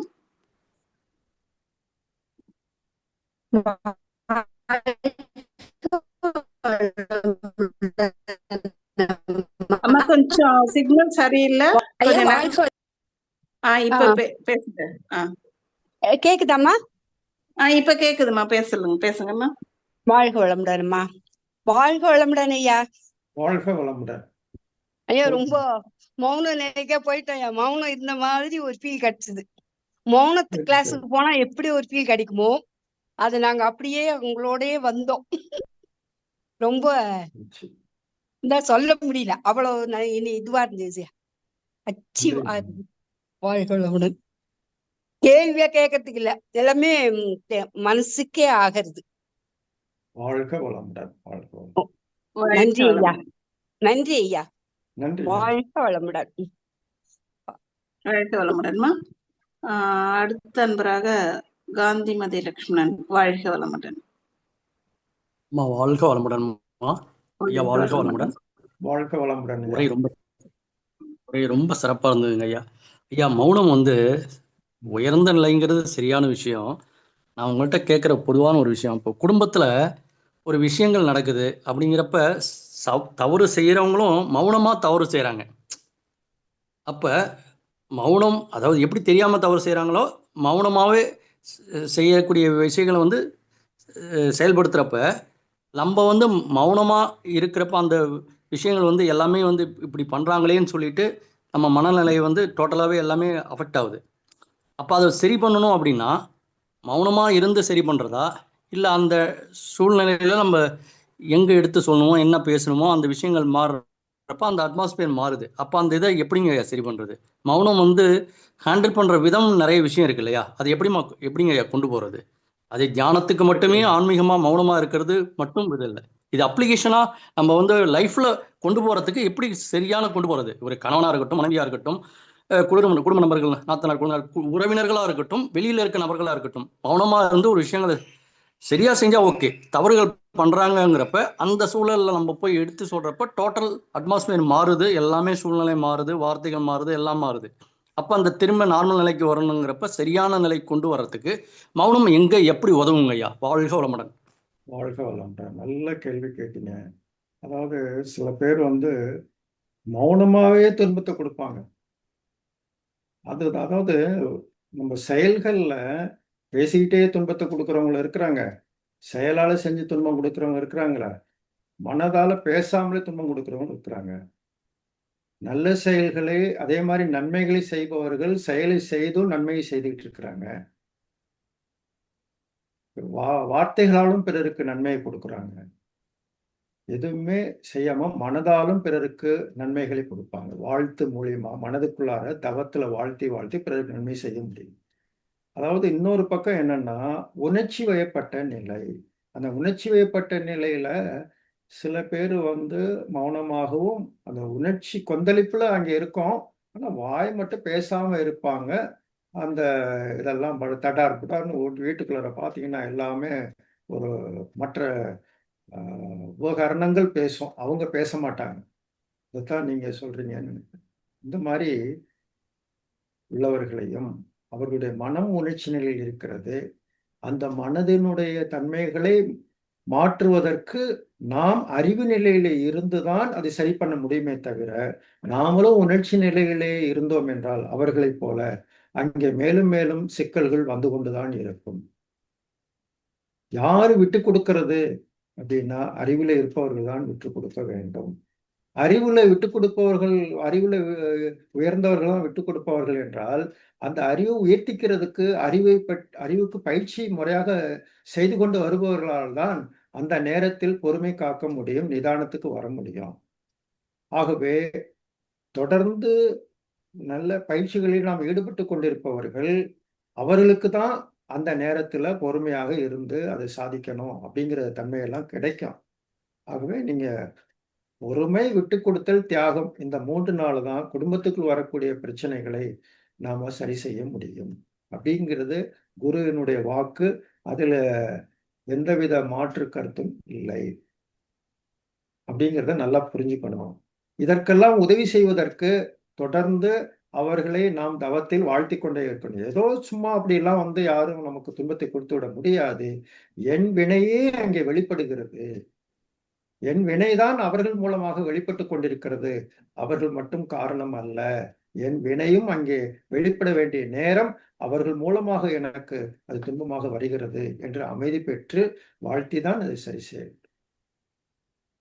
சிறப்புங்க ஐயா. இதுல நான் ஐயா இப்போ இதுல ஒரு சின்ன ஒரு கேள்வி எப்படின்னா, தவறுகள் செய்யக்கூடியவங்களும் விழிப்பு நிலையில இருந்து அவங்களுக்கு அது சரியா படுற மாதிரி நினைச்சுக்கிட்டு அந்த விஷயங்களை செய்யறாங்களே, அப்ப அது வந்து அவங்களும் அமைதி நிலைன்னா என்னன்னு தெரியும், அறிவு நிலைன்னா என்னன்னு எல்லாமே தெரிந்து பண்ணக்கூடிய ஒரு இடத்துல எப்படிங்க அதை வந்து சரி பண்ணி கொண்டு வர ஒரு சூழலுக்கு நம்ம அந்த சூழல்ல இருக்கோம். அது எப்படி சரி பண்ணணுங்கிற ஒரு நிலைமை இருக்கு இல்லையா? நீங்க சொல்றது ஓகே. அறிவு அதாவது மௌனத்தை கடைபிடிக்கிறோம் அப்படின்னா நம்மளுடைய வார்த்தைகளில் அன்பு வரும். அன்பால சில நல்ல வார்த்தைகளை சொல்லிதான் அவங்களை சரி பண்ண முடியும். அந்த அன்பு வர்றதுக்கு நாம இந்த மௌனம் நமக்கு உதவியாக இருக்கும். அந்த நேரத்துல எந்த தேவையற்ற பேச்சுக்களை பேசாத ஒரு நிதானம், விழிப்புணர்வு நமக்கு கிடைக்கும். அதே நம்ம தெரிஞ்சுக்கணும். சிறப்புங்க ஐயா. மிக்க நன்றிங்க ஐயா. அம்மா நன்றிங்கம்மா. வாழ்க வளமுடன். அம்மா ஐயா நன்றிங்க ஐயா. அடுத்த நண்பராக உமையாள் அவர்கள் வாழ்க வளமுடன். அம்மா வாழ்க வளமுடன்மா. வாய்ப்புக்கு நன்றிமா ஐயா. வாழ்க வளமுடன் ஐயா. வாழ்க வளமுடன் ஐயா. அந்த மௌனத்தின் சிறப்புகள் சொன்னீங்கல்லங்க ஐயா, வாக்கு சக்தியாகும் அப்படிலாம் நிறைய சொன்னீங்கல்லங்க, அந்த சிறப்புகள் மட்டும் சொல்லுங்க ஐயா. மௌனத்தில் மேன்மை அடைஞ்சோம்னா எவ்வளவு சொல்றது? திருப்பி கேள்வி பதில்ல அது எல்லாத்தையும் திருப்பி சொல்றதுன்னா நேரம் இருக்கணுமே. நீங்க இதை யூடியூப்ல போடுவாங்க. ஆமா, நீங்க இதை நீங்க அதுல எத்தனை தடவை வேணாலும் பார்த்து நீங்க நோட்ஸ் எடுத்துக்கலாம். வாழ்க வளமுடன். சரிங்க சரிங்க. நன்றிங்க. சிறப்புங்க. வாழ்க வளமுடன் அம்மா. நன்றிங்கம்மா. வாழ்க வளமுடன். வாழ்க வளமுடன்மா. சிப்பேல் ஐயா வாழ்க வளமுடன். வாழ்க வளமுடன் அம்மா. வாழ்க வளமுடன் ஐயா. ரொம்ப சிறப்பா சொன்னீங்க.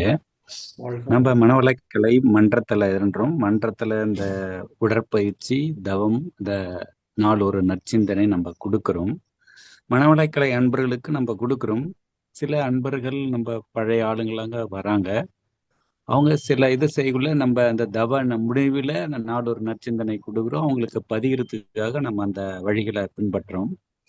சில அன்பர்கள் அந்த இருக்கிற கொஞ்ச நேரத்துலயும் அந்த பழைய அன்பர்கள்லாம் நிக்கிறதுக்கு கூட அந்த நாலு ஒரு நற்சிந்தனை கேட்காத அளவு கூட வெளியேறாங்க. அது மற்றவங்களுடைய மனநிலை பாதிக்கப்படுது. நம்மளுக்கு அதை உணர முடியுது. அந்த கூட்ட நெரிசல்ல ஒரு 2-3 பேர் போகல அது மனம் பாதிக்கப்படுது. நம்ம அவங்க கிட்ட தனியா கூட உட்காந்துட்டு நீ லாஸ்ட்ல உட்காந்துங்க, உங்களுக்கு ரொம்ப பிடிக்கல கூட எந்த சைலண்டா இல்லாத வெளியில போயிடுங்கன்னு நம்ம எடுத்து சொல்றோம். ஆனா அந்த செவி கொடுத்து கூட சாய்க்க மாட்டாங்க. நம்ம இன்னும் அவங்களை இன்னும் பக்குவம் அடையாததுக்கு நம்ம இன்னும் என்ன வழிகள் செய்யலாங்க ஐயா. அதா இருந்தாலும் நாம அந்த அறிவுல உயர்த்துக்கு தான், எத்தனை அன்பர்களுக்கு அறிவுல உயர்த்துக்கு தான் மகரிஷி நம்மளுக்கு கொடுத்துருக்காரு. நம்ம உயர்ந்து ரொம்ப அந்த மகிழ்ச்சின்றது, அந்த ஆனந்த இன்பம் எல்லாம் அடையிறோம். அதுவும் நம்மளை போல மற்றவங்களும் அடையணும்ன்றது நம்ம சிரமப்படுறோம். அவங்களுக்கு நல்லபடியா சொல்லித்தரோம். நல்லா எவ்வளவு தூரம் மன மகிழ்ச்சியா இருக்கிறதுக்கு எல்லாமே அந்த அகத்தாய் மகிழ்ச்சி எல்லாம் எவ்வளவு மகான் அந்த அளவுக்கு சொல்லி கொடுத்துருக்கு. சொல்லக்குள்ள அந்த சிலவங்க பக்தி மார்க்கத்துல இருந்து அதை செவி கூட கொடுத்து சாய்க்க மாட்டாங்க. அதுல மற்றவங்களுக்கு அது பாதிப்படைகிற மாரி இருக்கு. அவங்களுக்கு தனியா கூப்பிட்டு நம்ம சொன்னாலும் அவங்களுக்கு அது சிரமமா இருக்குது ஐயா. அவங்கள இன்னும் எந்த வழியில நம்ம வாழ்த்து பண்றோம், இன்னும் வேற எந்த வழிகள்ல அவங்கள நல்ல செயலுக்கு கொண்டு வரலாம் ஐயா. அது இல்லாத நம்ம நல்ல செயல் தான் நம்ம செய்யறோம். ஆனா அதை போய் பெரிய ஆசிரியர்கள் கிட்ட, பெரிய மூத்த பேராசிரியர்கள் வரக்கிட்ட கம்பைன் பண்ணக்குள்ள அது ரொம்ப மனசு சங்கடங்களா இருக்குது. அது ரொம்ப நம்ம இவ்வளவு தூரம் அதை எடுத்துக்குள்ள அதை புரிஞ்சுக்கிற அதை அறிவுல உயராக அந்த அளவுக்கு இன்னும் கீழ்மட்டமாவா இருக்காங்க. அதை நம்ம என்னையா செய்யலாம்? வாழ்க வளமுடன். நீங்க மனவளக்கலையை பயின்று அது பயிற்சி செய்யறது மட்டுமல்ல, அதை கடைபிடித்து வாழ்ந்து கொண்டும் இருந்து கொண்டு ஒரு சேவையும் செய்து கொண்டு இருக்கிறதுக்கு உங்களுக்கு எனது பாராட்டுதலும் வாழ்த்து. அந்த வகையில ஒரு சேவை செய்யக்கூடியவர்களுக்கு இது போன்ற சிரமங்கள் வருவது இயல்பு. ஏன்னா எல்லாரும் ஒரே மாதிரி புரிஞ்சுக்குவாங்கன்னு சொல்ல முடியாது. மக்களிலே ஒவ்வொருத்தரும் ஒவ்வொரு அறிவு நிலையில இருக்கிறாங்க. சிலருக்கு அதாவது இந்த கற்பூரம், வாழைமரப்பட்டை, கரித்துண்டு மாதிரி 3 உதாரணம் சொல்லுவாங்க. சில பேருக்கு சொன்னா உடனே அதை எடுத்துக்குவாங்க. சில பேருக்கு திருப்பி திருப்பி சொல்லிக்கிட்டே இருக்கணும். கரித்துண்டு மாதிரி பத்த வச்சுக்கிட்டே இருக்கணும். சில பேருக்கு என்ன சொன்னாலும் அவங்களுடைய இதுதான் அவங்க செஞ்சுக்கிட்டே இருப்பாங்க. இருந்தாலும் ஒரு சேவையில் வந்துவிட்ட ஒரு மனவளக்கலை ஆசிரியர் பொறுமையை கடைபிடித்துத்தான் ஆக வேண்டும். தொடர்ந்து இதெல்லாம் நமக்கு நம்மளுடைய உயர்வுக்கு நீங்க உங்களை பொறுத்தவரை நீங்கள் செய்யக்கூடிய சேவையில ஒவ்வொரு செயலும் உங்களுடைய ஆன்ம தூய்மை அடைந்து கொண்டே இருக்கிறது. நீங்கள் ஆன்மீகத்துல முன்னேறி கொண்டே இருக்கிறீர்கள் என்பதை மனதில் வைத்துக் கொள்ளுங்கள். இதுல அவங்க இவங்கள்ட்ட கம்ப்ளைண்ட் பண்றாங்க, அவங்ககிட்ட பண்றாங்க, இதெல்லாம் உங்களுடைய ஒரு இதுக்கு இறையர்களும் குருவர்களும் உங்களுக்கு துணையாகவே இருக்கும். நீங்க நல்லதே தான் செய்து கொண்டிருக்கிறீர்கள். அதை பொறுமையா சொல்லுங்க. சில ஆசிரியர்கள் கொஞ்சம் கடுமையா சொல்லுவாங்க. அந்த கடினமான வார்த்தைகளை எல்லாம் சொல்லாமல் ஒரு பொறுமையா நம்ம அவங்களோட அறிவுநிலை அப்படிதான் அப்படின்னு எடுத்துக்கொண்டு பொறுமையாக மனம் நோகாதபடி நம்ம பாட்டுக்கு நம்ம செயலை செய்து விட்டு திருப்தியா அன்னைக்கு போய் நீங்க படுங்க. நல்ல தூக்கம் வரும். நிச்சயமாக நீங்கள் யாரையும் துன்புறுத்தவில்லை, நல்லதுதான் செஞ்சுக்கிட்டு இருக்கிறீங்க என்ற உணர்வு உங்களுக்கு வர வேண்டும். இறையர்கள் குருவரும் உங்களுக்கு துணை. உங்கள் மட்டுமல்ல, உங்களை போன்ற பல சேவை செய்து கொண்டிருக்கக்கூடிய ஆசிரியர்கள் இந்த சிரமத்தை அடைந்து கொண்டிருக்கிறார்கள். அவர்களுக்கெல்லாம் இதுதான் பதில். வாழ்க வளமுடன். மிக்க மகிழ்ச்சி. ரொம்ப சிறப்பு. மிக்க மகிழ்ச்சி. வாழ்க வளமுடன். ரொம்ப மகிழ்ச்சி அம்மா. வாழ்க வளமுடன் அம்மா. வாழ்க வளமுடன். நீங்க அடுத்த நண்பராக அன்பழகி அம்மா, வாழ்க வளமுடன். உங்களுக்கு அட்மிட் கொடுத்திருக்கோம். அன்பழகி அம்மா, வாழ்க வளமுடன். வாழ்க வளமுடன் அம்மா. கேள்வி கேளுங்க. கேக்குதுங்களா அம்மா? வாழ்க வளமுடன் ஐயா. வாழ்க வளமுடன். வாழ்க வளமுடன். இன்று தங்களுடைய உரை மிகவும் சிறப்பாக இருந்தது ஐயா. எனக்கு ஒரு சின்ன கேள்வி இருக்குங்க, ஒரு சந்தேகம் நாங்கள கேக்குறேன். அதாவது நான் பயிற்சி பண்ணிட்டு ஜீவகாந்த பயிற்சி பெருக்கிறதுக்காக கண்ணாடி தவம் செய்யற நாட்கள் இல்லைங்கய்யா. உறக்கம் வந்து குறையுது, விழிப்பு நிலையே அதிகமா இருக்கு. அது அப்படி இருக்குங்களா ஐயா? உறக்கம் உறக்கம் எப்பயும் வர்ற மாதிரி வர்றதில்ல. ரொம்ப விழிப்பாவே இருக்கு. தூக்கம் கொஞ்சம் குறைஞ்சு போகுது, வரமாட்டேங்குது சீக்கிரமா. அது மாதிரி தான் இருக்குங்களான்னு கேக்குறேங்க ஐயா. அந்த கொஞ்சம் மறையிறது உருவெல்லாம் நல்லா கொஞ்சம் தெரியுதுங்க. சரி. அப்புறம் வந்து எப்பயும் போல தூக்கம் சீக்கிரம் வர்றதில்ல. ஜீவகாந்த பெருக்கு பயிற்சி பண்றேன் இன்னைக்கு. இல்ல அப்படி இருக்குங்களான்னு கேக்குறேங்க ஐயா. அதாவது உங்களுக்கு அப்படி தூக்கம் குறைஞ்சாலும் உடல்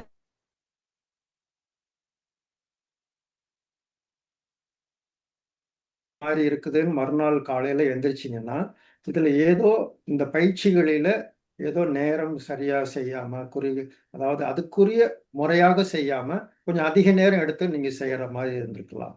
கரெக்டா ஓ அந்த 2 நிமிஷம் பார்க்கறது, 3 நிமிஷம் கண்ண மூடுறது. 2 நிமிஷம் பார்க்கறது, 3 நிமிஷம் கண்ண மூடுறது. நான் முறையா தான் செஞ்சுகிட்டு இருக்கிறேன். எனக்கு வந்து தூக்கத்தினுடைய நேரம் குறையுது. உடல் நன்றாகத்தான் இருக்குது. எந்த சோர்வும் இல்ல. அப்படின்னா, இதனுடைய தவ ஆற்றல் நமக்கு கூடிக்கொண்டிருக்கிறது. அதனால தூக்கத்தினுடைய நேரம் குறையுதுன்னு எடுத்துக்கொள்ளுங்க. வாழ்க வளமுடன். சரிங்க. வாழ்க வளமுடன். அப்படிதாங்க இருக்கு. டயர்டா இருக்கிறது இல்ல. ஆனா சரி. தூக்கம் சரியா இருக்கு. ஓகேங்க. நல்லா வாழ்க எடுத்துக்கங்க. வளமுடன். ஒரு எல்லா நாளும் கண்ணாடி பயிற்சி செய்யணுங்கிறது அவசியம் இல்ல. அதாவது சரிங்க. இந்த மாரி நீங்க உங்கள மாரி உள்ளவங்க எல்லா சரி. நாளும் பண்ணணும்னு அவசியம் இல்ல. ஏதோ சரிங்க. ஒரு வாரத்துல ஒரு 3 நாட்கள், 4 நாட்கள் செய்தோட போதும். ஒரு நாள் பண்ணாவே அப்படித்தாங்க இருக்குது. சரிங்க. சரிங்க. நல்லது. ரைட். வாழ்க வாழ்க வளமுடன். வளமுடன். வாழ்க வளமுடன். அடுத்த அன்பராக தேவி ராணி அம்மா, வாழ்க வளமுடன். உங்களுக்கு அன்மைட் கொடுத்திருக்கோம். அம்மா வாழ்க வளமுடன்மா. ஐயா வாழ்க வளமுடன் ஐயா. வாழ்க வளமுடன். ஐயா முதல்ல அன்பர் ஒருத்தர் கேட்ட மாதிரி தாங்க ஐயா, மன்றத்துல வந்து நம்ம அன்பர்களுக்கு பயிற்சி கொடுக்கறது ஒரு பெரிய விஷயமா இருந்தா கூட மன்றத்துக்குள்ள அன்பர்களை வரவழைக்கிறதும் கூட வந்து ஒரு சவாலா தாங்க ஐயா இருக்கு. நம்ம நோட்டீஸ் கொடுக்குறோம், ஃபோன் பண்ணி சொல்றோங்க ஐயா. அந்த முயற்சியில பண்ணும்போது பாத்தீங்கன்னா அந்த பணியை செய்யக்கூடியவங்க என்ன கொடுத்தாலும் இப்படிதான்ப்பா இருக்காங்க, எவ்வளவு கொடுத்தாலும் வரமாட்டேங்கிறாங்க அப்படின்னு அந்த ஒரு அதை சொல்லும் போதே அந்த ஒரு எதிர்மறையான எண்ணத்தையும் அவங்கள வலிமைப்படுத்துறாங்க ஐயா. அதை நம்ம சொல்ல முடியல, அவங்ககிட்ட இப்படி சொல்லாதீங்க செய்யாதீங்கன்னு சொல்ல முடியலங்க ஐயா. ஆனா இந்த இந்த சூழ்நிலை வந்து மனசுல ஒரு நெருடலா இருக்கு. அன்பர்கள் 12 நாள் பயிற்சி முடிக்கிறாங்க, அகத்தாய்க்கு அவங்களுக்கு ஃபோன் பண்ணி வர சொல்லணுமா அப்படின்னு சொல்லும் போது அந்த பயிற்சி 12 நாள் பயிற்சி கொடுத்தவங்ககிட்டயே நீங்களே மோட்டிவேட் பண்ணி அகத்தாய்வுக்கு வர சொல்றதுக்கு சொல்லுங்க அப்படின்னு சொன்னா, நான் எவ்வளவோ சொல்லித்தாமா இருக்கிறேன், அவங்க வந்து வரமாட்டேங்கிறாங்க, அவங்களுக்கு எக்ஸசைஸ் போதும்னு நினைக்கிறாங்க அப்படின்னு காரணத்தை சொல்றாங்க ஐயா. இத வந்து இந்த சூழ்நிலைய மன்றத்துல இருந்து எப்படி சரி செய்யறதுன்னு ஒரு தெளிவு கொடுங்க ஐயா. வாழ்க வளமுடன்.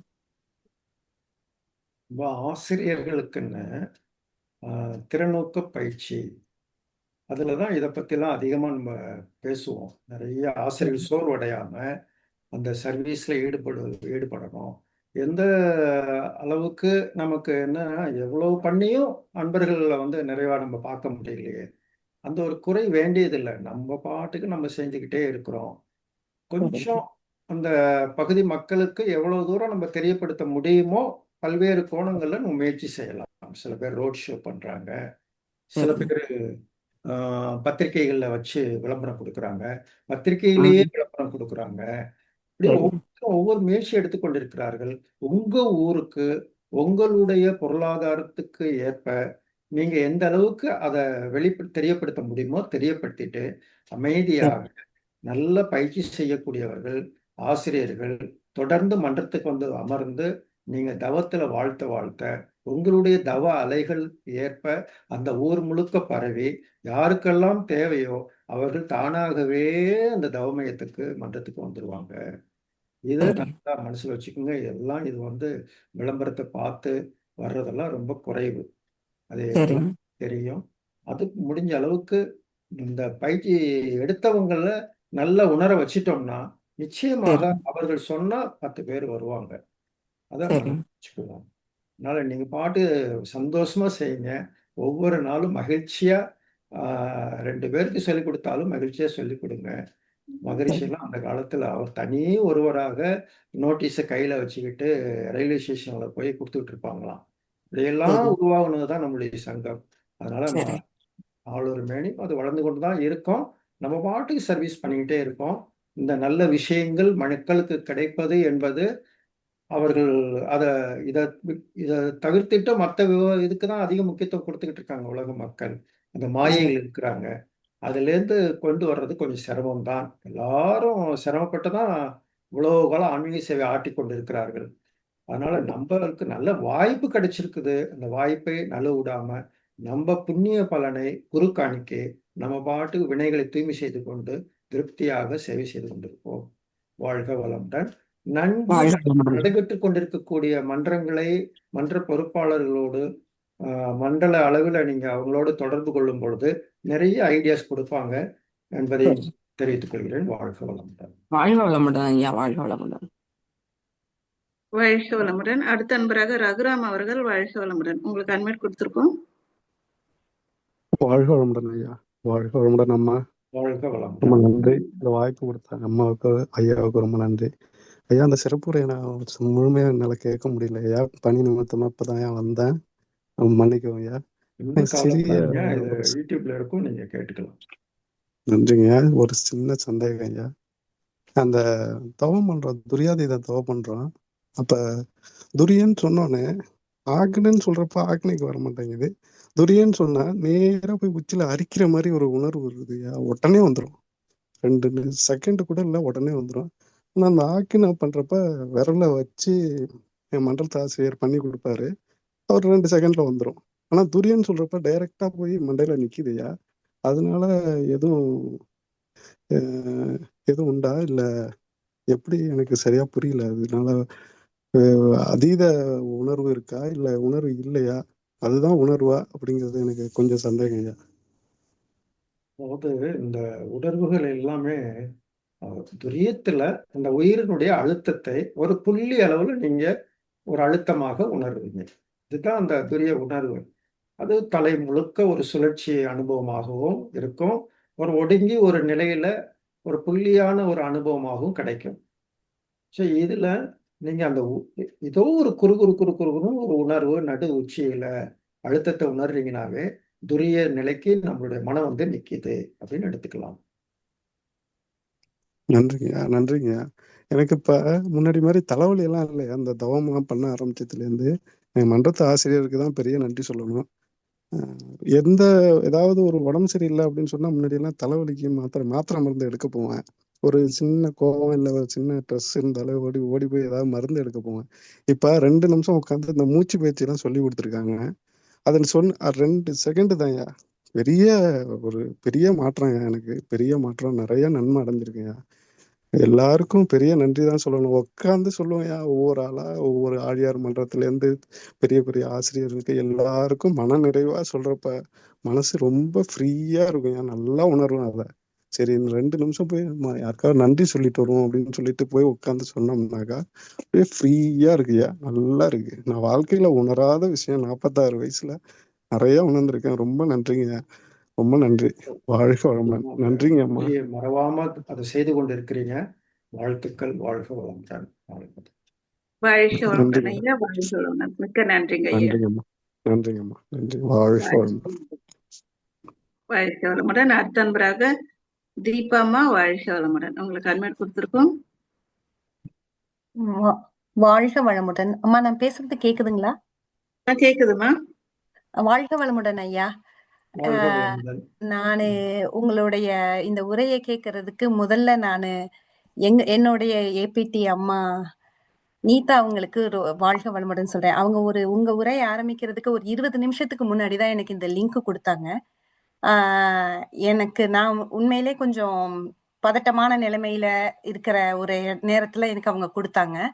உங்க உரையை கேட்கிறப்ப எனக்கு உண்மையிலே மனசுல ரொம்ப அமைதி அந்த நிலைக்கு எனக்கு வந்தது. அதுக்கு ரொம்ப ரொம்ப நன்றி சொல்லிக்கிறேன். ஆல்சோ நீங்க சொல்ல நான் அந்த அமைதி, அந்த மௌனத்தை நானா கடைபிடிச்சு, நீங்க சொல்றீங்க எல்லா புலன்களும் அமைதியா வச்சு கேட்கணும்னு. நான் எல்லா புலன்களையும் அடக்கி காது வழியா மட்டும் நீங்க உங்களோட இதை கேட்டுட்டு இருந்தேன். நீங்க சொன்ன மாதிரியே ஒரு கோவில்ல உட்கார்ந்து கேட்ட மாதிரி ஒரு இது உங்களோட உரை முடிஞ்சு இந்த கேள்வி பதில் ஆரம்பிக்கிறப்போ என்னோட மனநிலைக்கு ஒரு நல்ல பதில் கூட கிடைச்சது. அதுக்கு நான் ரொம்ப நன்றி சொல்லிக்கிறேன்.